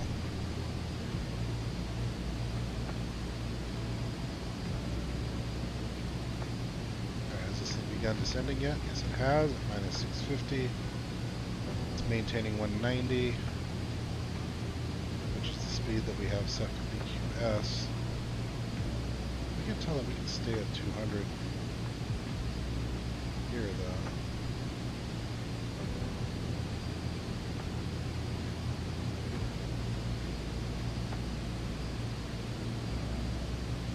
Yeah, I think I'm happy with this so far. I wish I had a side profile like I do in the 737 to look at, but I feel okay about this descent profile here. Past 29,000, we're going down at minus 700, holding 190 knots, and we've got,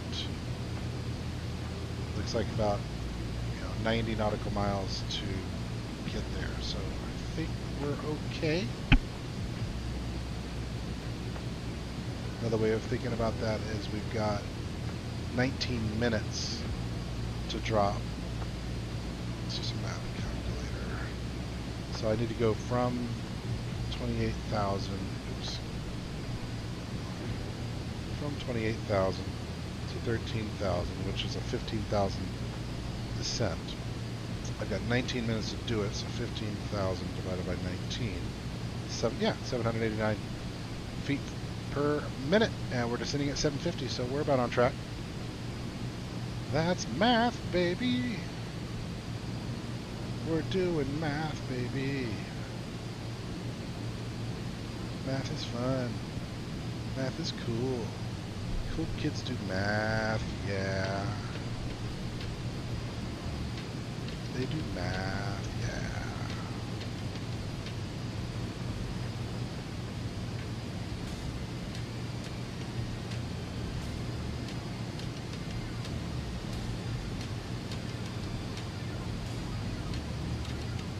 Pull the handle. I wish the cap system was actually modeled. That'd be kind of cool. But it ain't.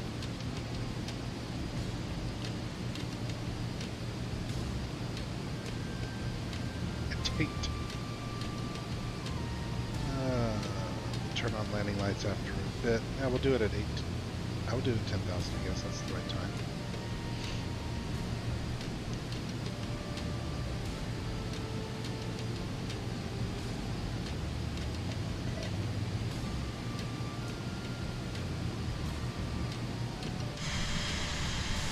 She's fallen out of the sky in a measured and controlled way.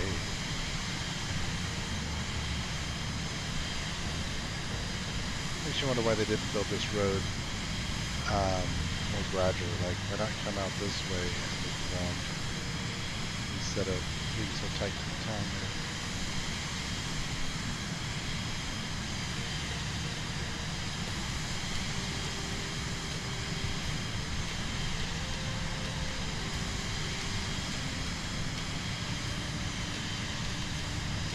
So what is the story with the Microsoft Flight Simulator bundle options?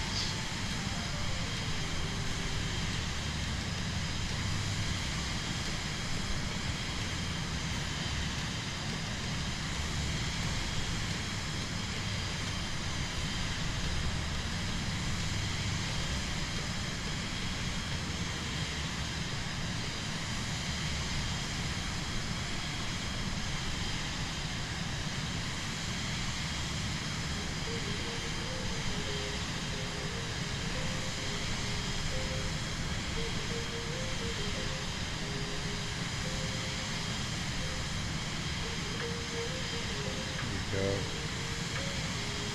2024 Standard Edition. $70. I think I got Deluxe last time around. So what comes... How do I compare the buckets? I'm going to compare the buckets.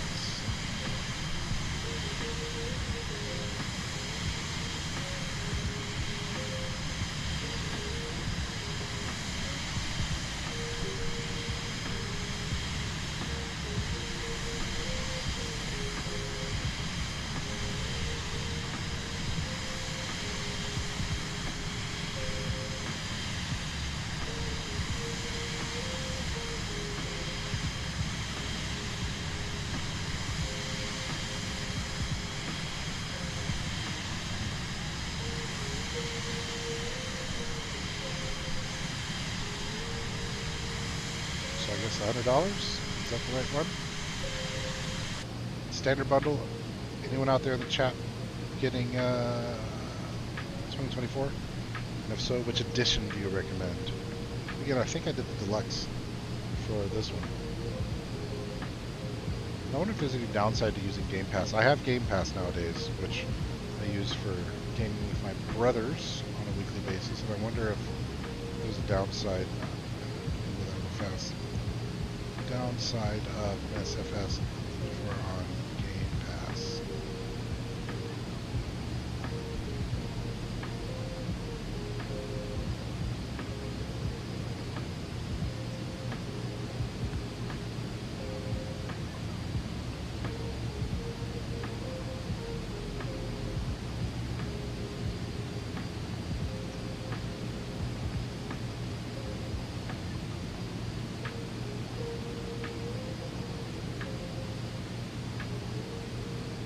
Looks like I'll be able to play it on Game Pass without actually buying it at all, but I imagine the Game Pass will only include the standard edition.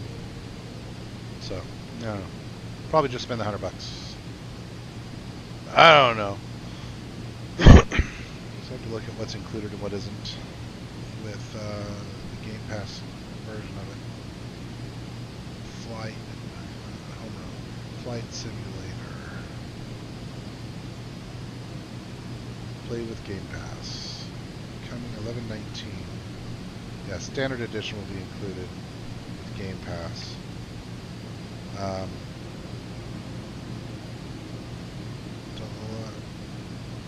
Oh, that's 2020.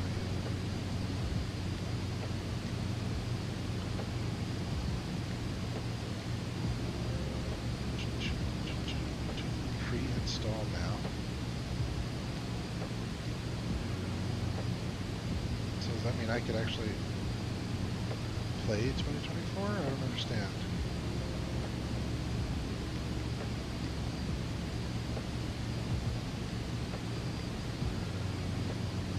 Anyway, focusing on this flight, I guess. Not thinking about 2024 for a minute.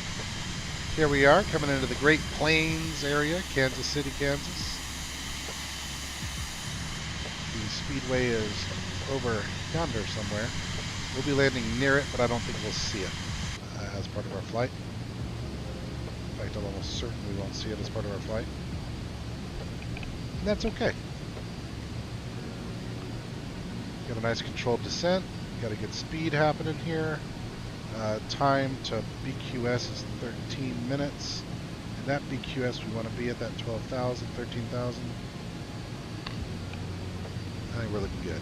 And then I'll have another 10 miles to knock off another 1,000. VNAV seems to be doing its job just fine so far.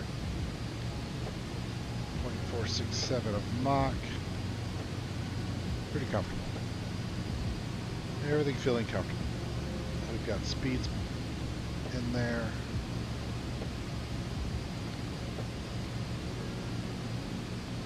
At 150. At 110. Yeah. Liking it. Liking it. Feeling good about the descent here. Coming up on local Barrow. We've already got it set to 3000. We'll just quickly reconfirm that. KC weather 3000 it is. 3000 it is.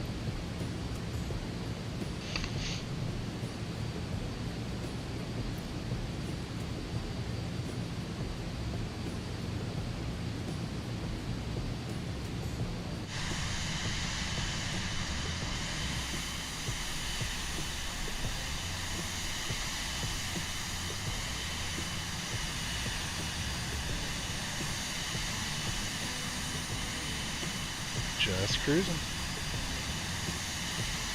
On our way down from being up top. 22,000 feet.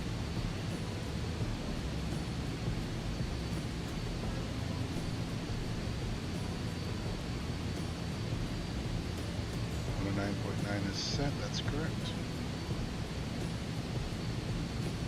Pardon me.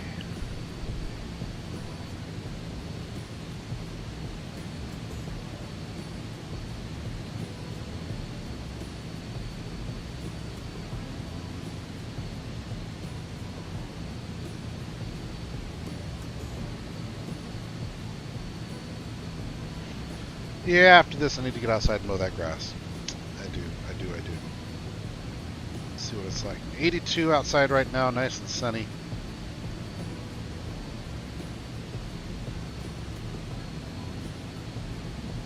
Cooling expected over the next 4 days. Nice. I'll tell you, the autumn and fall are so nice in Atlanta. It's great.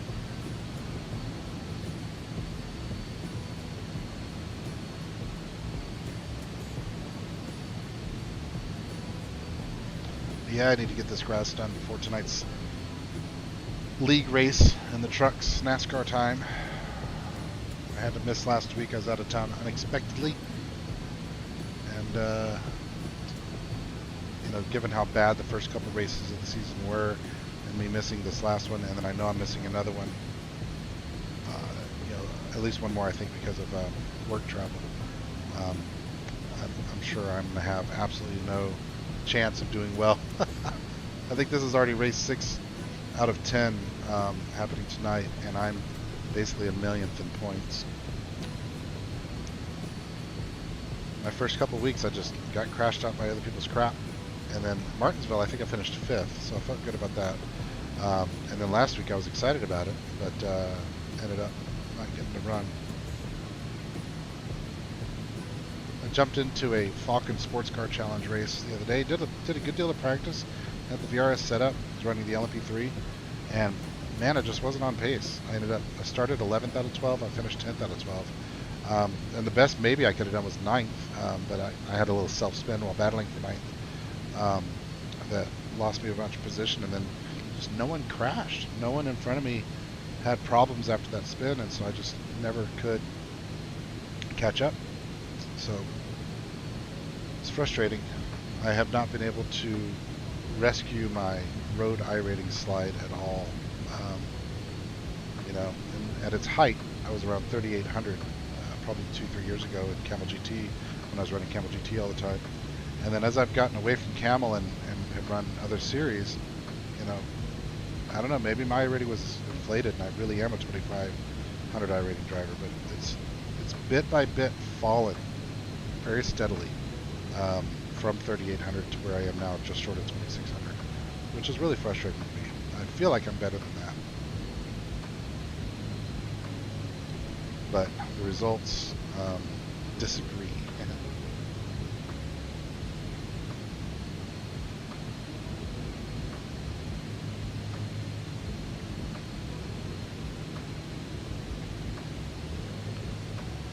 Okay, coming down nicely here. Doing all right with the descent profile still. 34 miles and 8 minutes until BQS, where we will do a left turn and then over to Covey.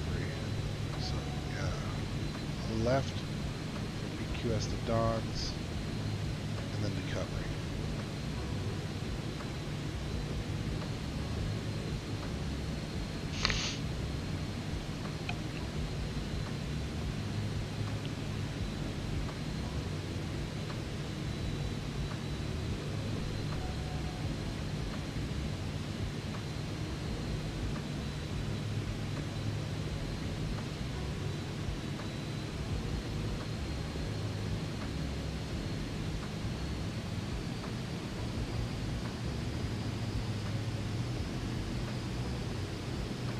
Speed up again a little bit.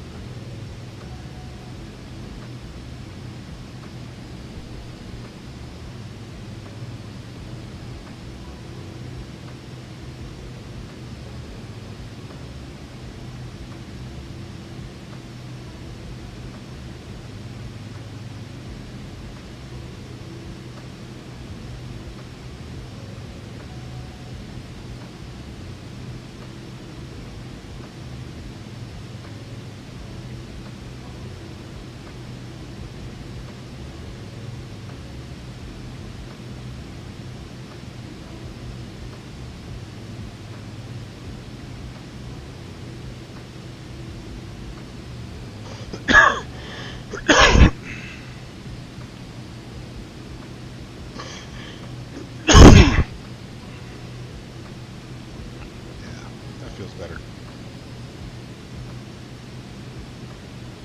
I was slowing down way too early.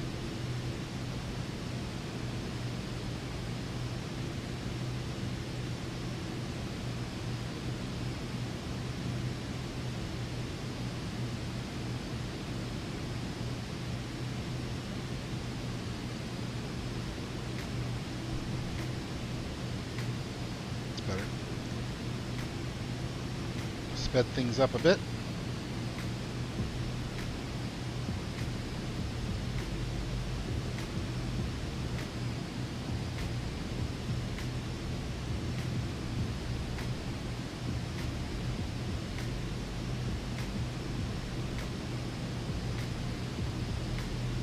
Not much to see out here, huh? Coming into Kansas City. Oh, we're under 18, so let's hit Barrow over to local. 30,000. We'll go ahead and take that opportunity to turn on our landing lights too.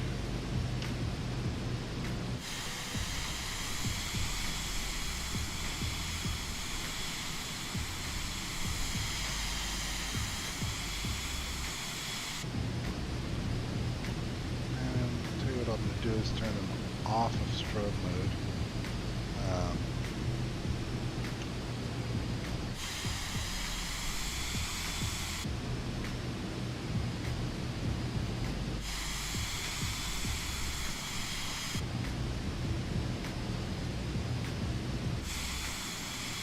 Interesting, it turns the position lights off.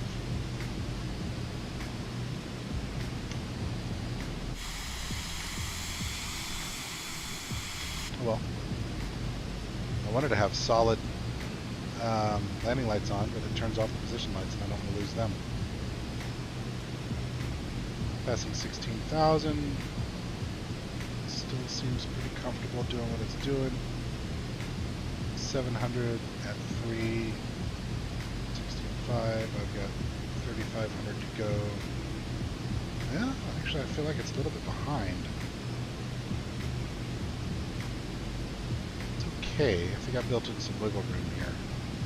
The flight plan.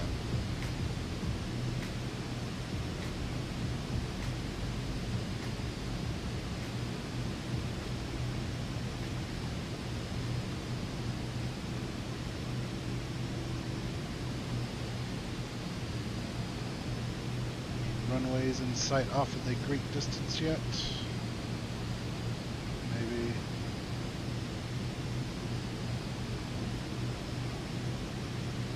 Passing 16,000, 3 minutes to go for 13,000, down 750. It's going to get to BQS a little high. I think that's okay.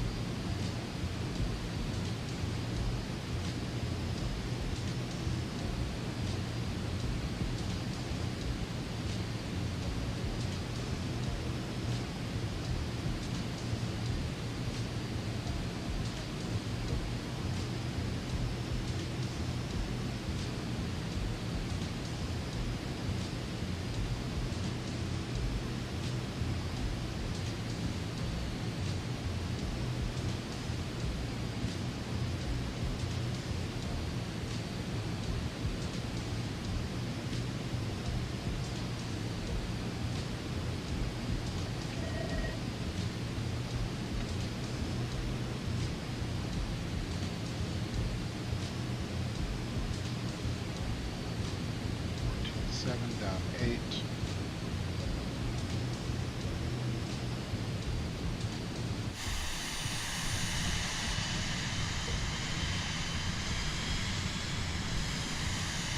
There's a grid system here, huh?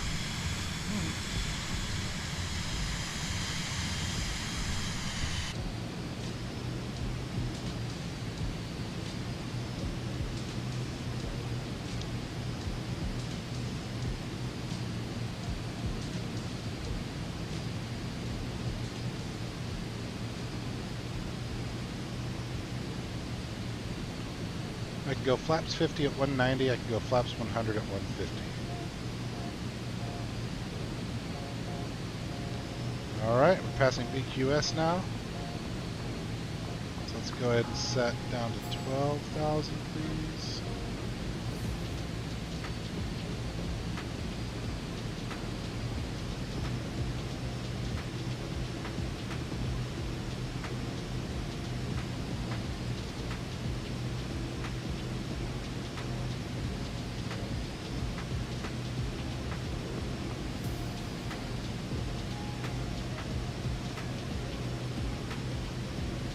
Be descending right now. We're actually descending right now.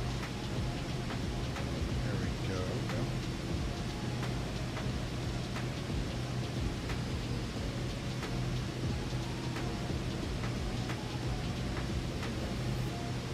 There it goes.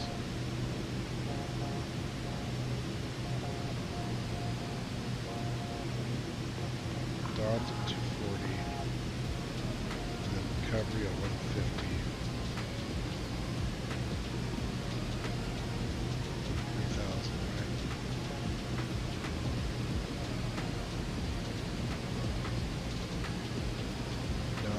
Go ahead and set it all the way down to 3,000.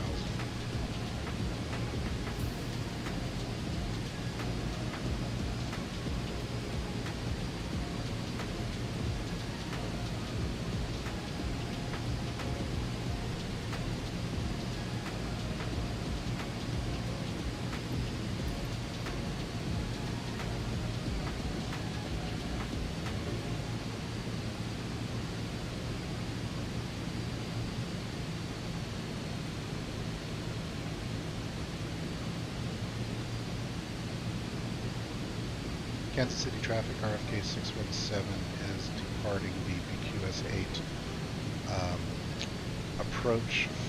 arrival for the Wheeler Downtown ILS runway 19 approach, passing 12,000 now.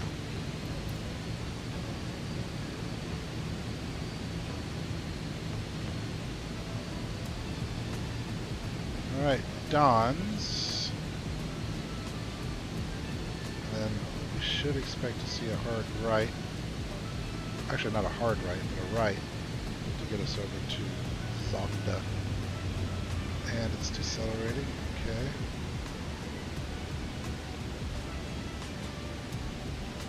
That's okay.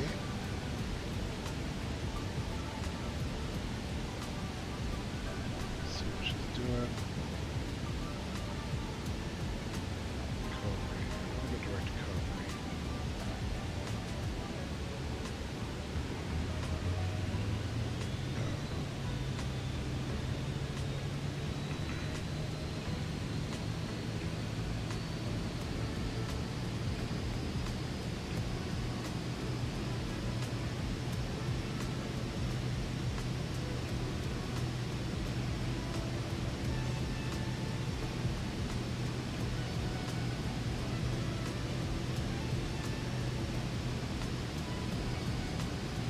Okay, I think we're pretty well positioned here. Do I see a runway yet, visually? Not really.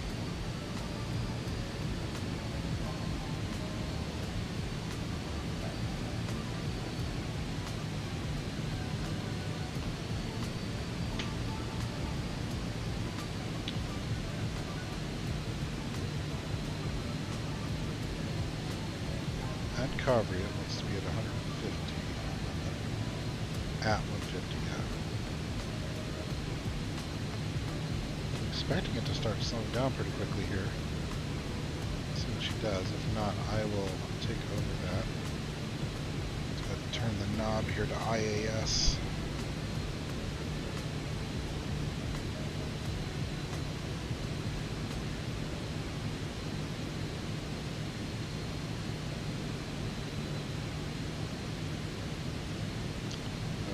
Switch over to manual mode, speed.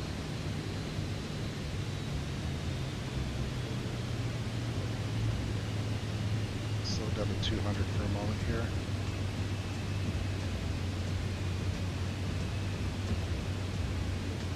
I guess we still have a little time here, but I want to be at 150 when we get to Calgary.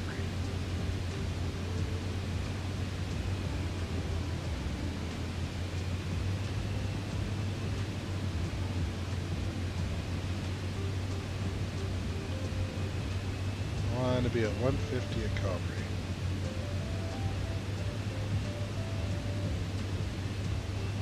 That way I don't have to do it again and have a recovery. Oh boy, with the puns. Where the hell is this runway at?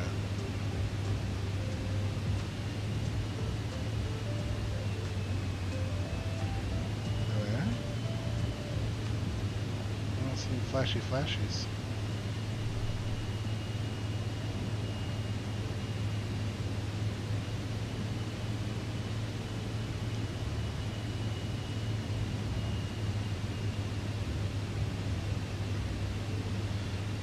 Three minutes at present speed. I'm going to bring that down to 170 in about 2 minutes.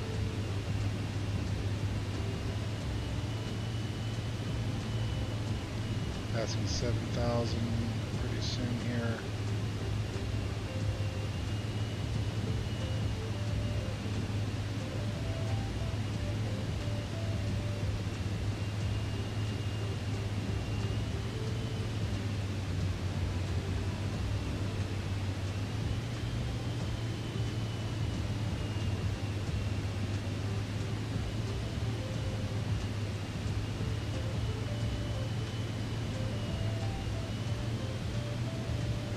Still 3 minutes.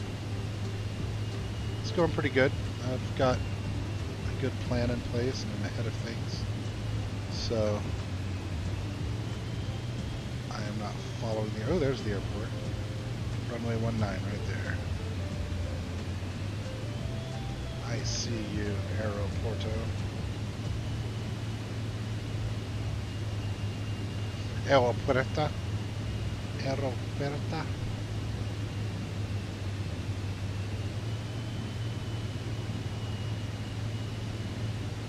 Alright, let's go ahead and bring it down to 180.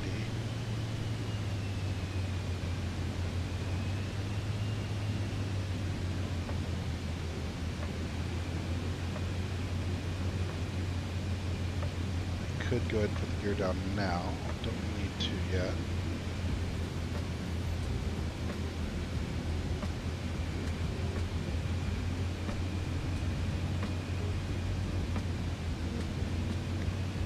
Lots of leg room for these folks living out here, huh?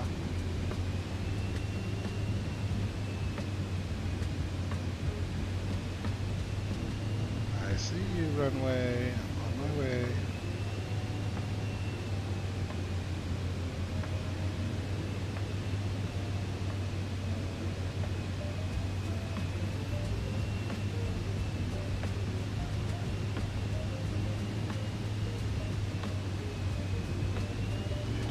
Good.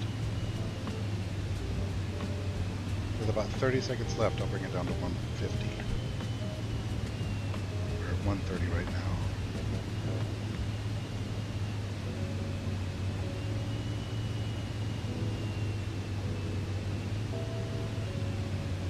It's feeling pretty good.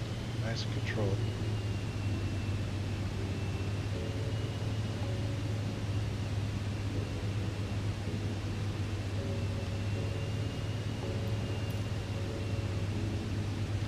Wheeler downtown traffic, RFK 617 type SF50 Vision Jet, entering the final approach for ILS runway 19er.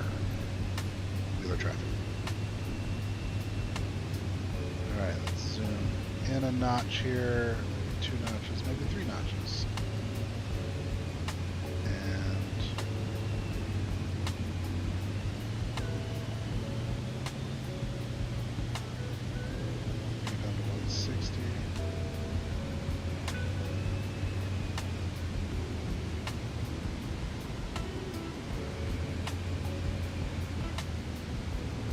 Turn beginning.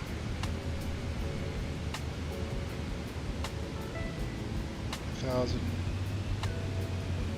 Go ahead and hit approach mode here. I think we should start to see the localizer.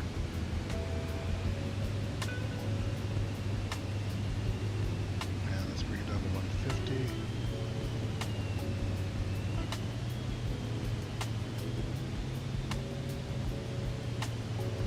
get squared up, we'll put our first notch of flaps in. It's all about speed control coming in. Runway in sight and online.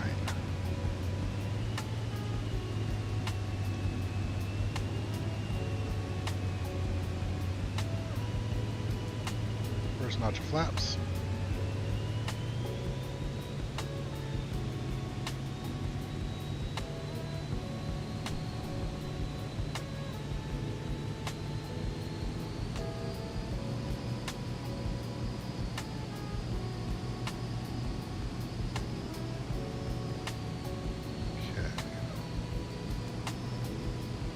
Expecting this to start descending on the profile here. I'm in approach mode now.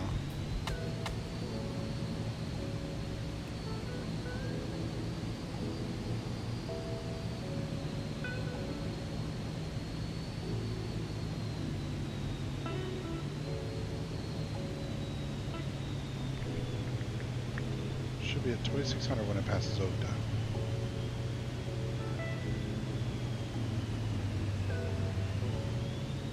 Isn't, I'll fly it in manually. Oh, look at a little downtown action.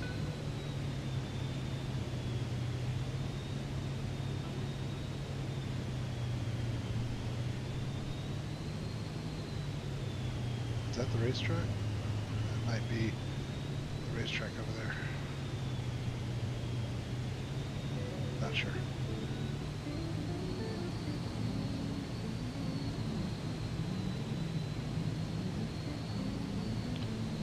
Descending. Oh, I never said it was 26.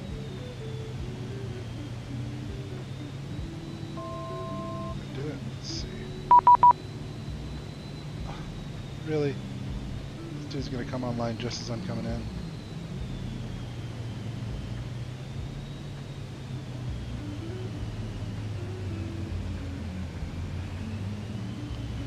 Com 1, 125725.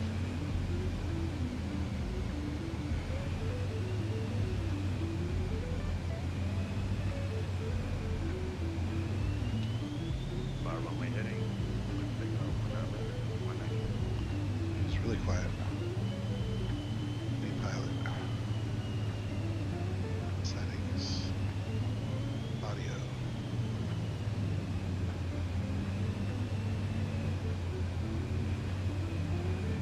Casey Center, RFK 617 is with you on final for runway 19 at Wheeler. RFK 617, Kansas City Center, are you calling me? Yes, sir. You had sent a private message to contact. Didn't notice you'd come online. But I'm on short final here, so I don't know if you want to do anything or not. Yeah, you're cleared to land, wind 190 at 17, gust 26, altimeter 2997. Altimeter 2997, clear to land, runway 19, RFK 617, thank you. Yeah, 1059 heavy, this is followable 400. 1259 heaven, Okay. heavy, Kansas 10. City Center, radar contact, That is 20 miles okay. south of Garden City, VOR. Good afternoon.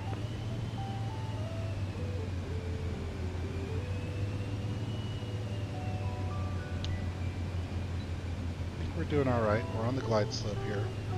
It's about almost time to put the gear down. Delta 795, good afternoon, for level 340 Mount Hotel Lima Charlie. Delta 795, Kansas City Center, radar contact as reported. Good afternoon.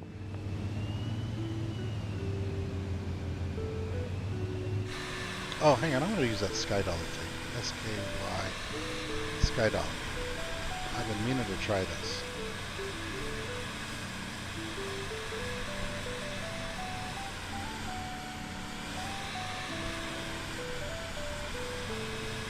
Where the hell is it? Oh man, it's over there. That one. There we go. Cool.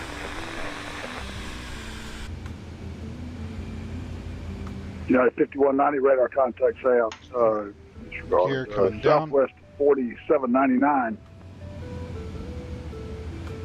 Radar contact, climb and maintain flight level 310 Proceed direct spinner when able.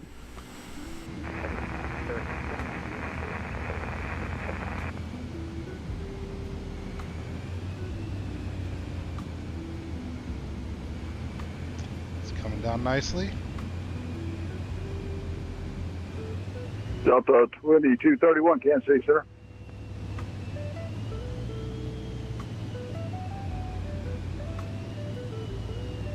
Kansas City Center, this is Delta 833 Heavy, about 30 miles west of Fayetteville, flight level 340.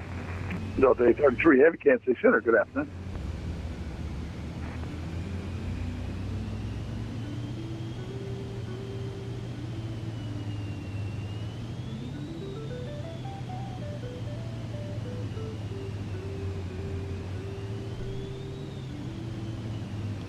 Okay. Now I'll get tempted as soon as I can see the pappy lights, if there are pappy lights. I'll probably want to fly it in manually. Oh, no pappy lights. American 2249, Kansas City Center. Looks I like keep you're thinking it there. says can't see Radar center. contact as reported. Good afternoon. Alright, 500. Landing was at like 770 if I remember right. Alright, let's go ahead and turn off auto throttle. And off autopilot.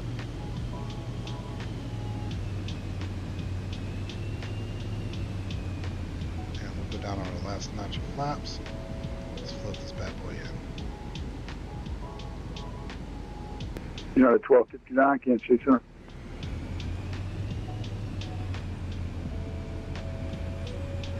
Fly down the runway.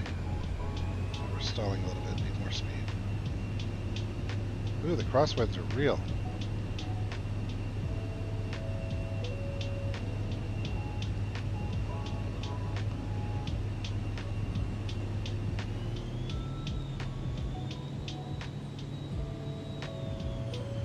Holy crap. Crosswinds, baby. Alright, come on. Come on. Come on. Touch.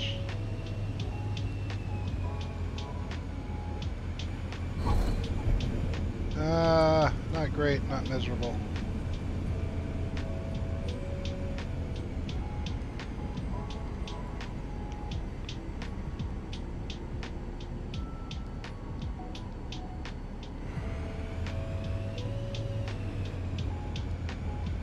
Alright, let's taxi to the ramp.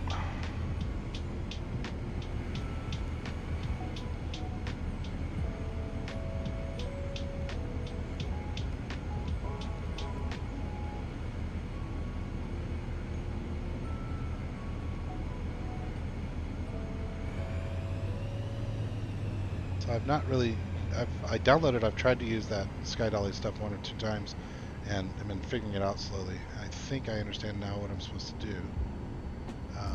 Let's get it parked, and then without leaving this in, without shutting anything down, let's Kansas City Center, United 1256, flight level see what 370. happens. Start section 360. I see a marshaller over here. Let's see if he's going to wave me in. United 1256, Kansas City Center. Where are you located? Is that United 1259?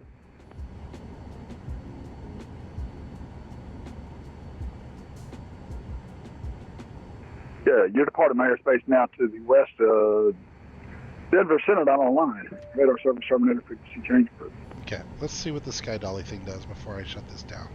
Delta 2231, departing my airspace to the west. Denver Center down online. Radar service terminator frequency change approved.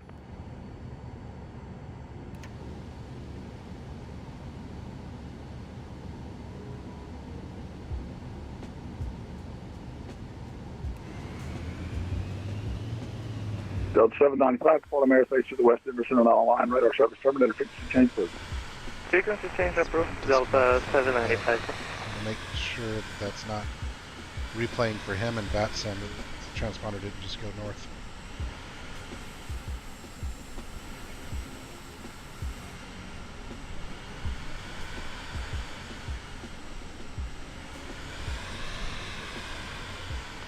Let's see here. How does this look? Get all the way up there.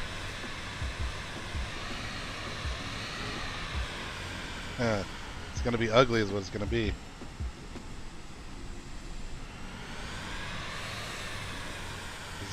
Man, the crosswind is bananas.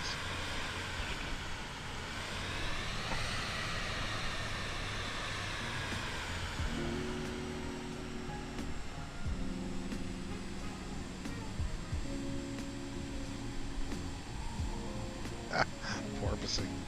Ugly, man. Ugly.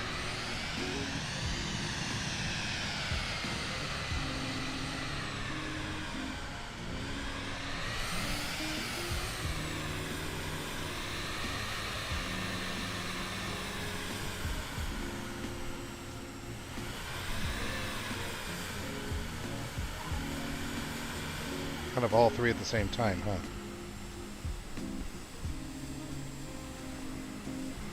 You do slow-mo?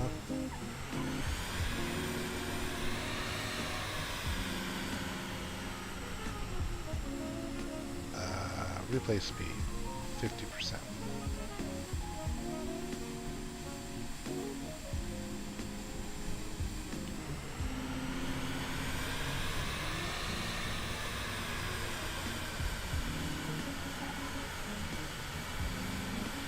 Could have been worse.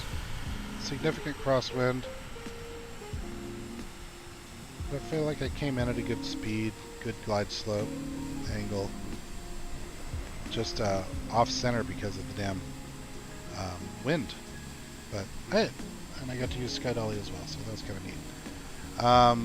Alright, let's shut down Sky Dolly. Let's get this time. And let's exit out. Alright everybody, thanks for watching. I hope you enjoyed that little flight. You know, for anyone who was around at the very beginning, I apologize for not having the microphone set up properly. I'd had PC problems this morning. And then forgetting to unmute somewhere midstream there. So either way, successful flight, if not a successful stream. But I appreciate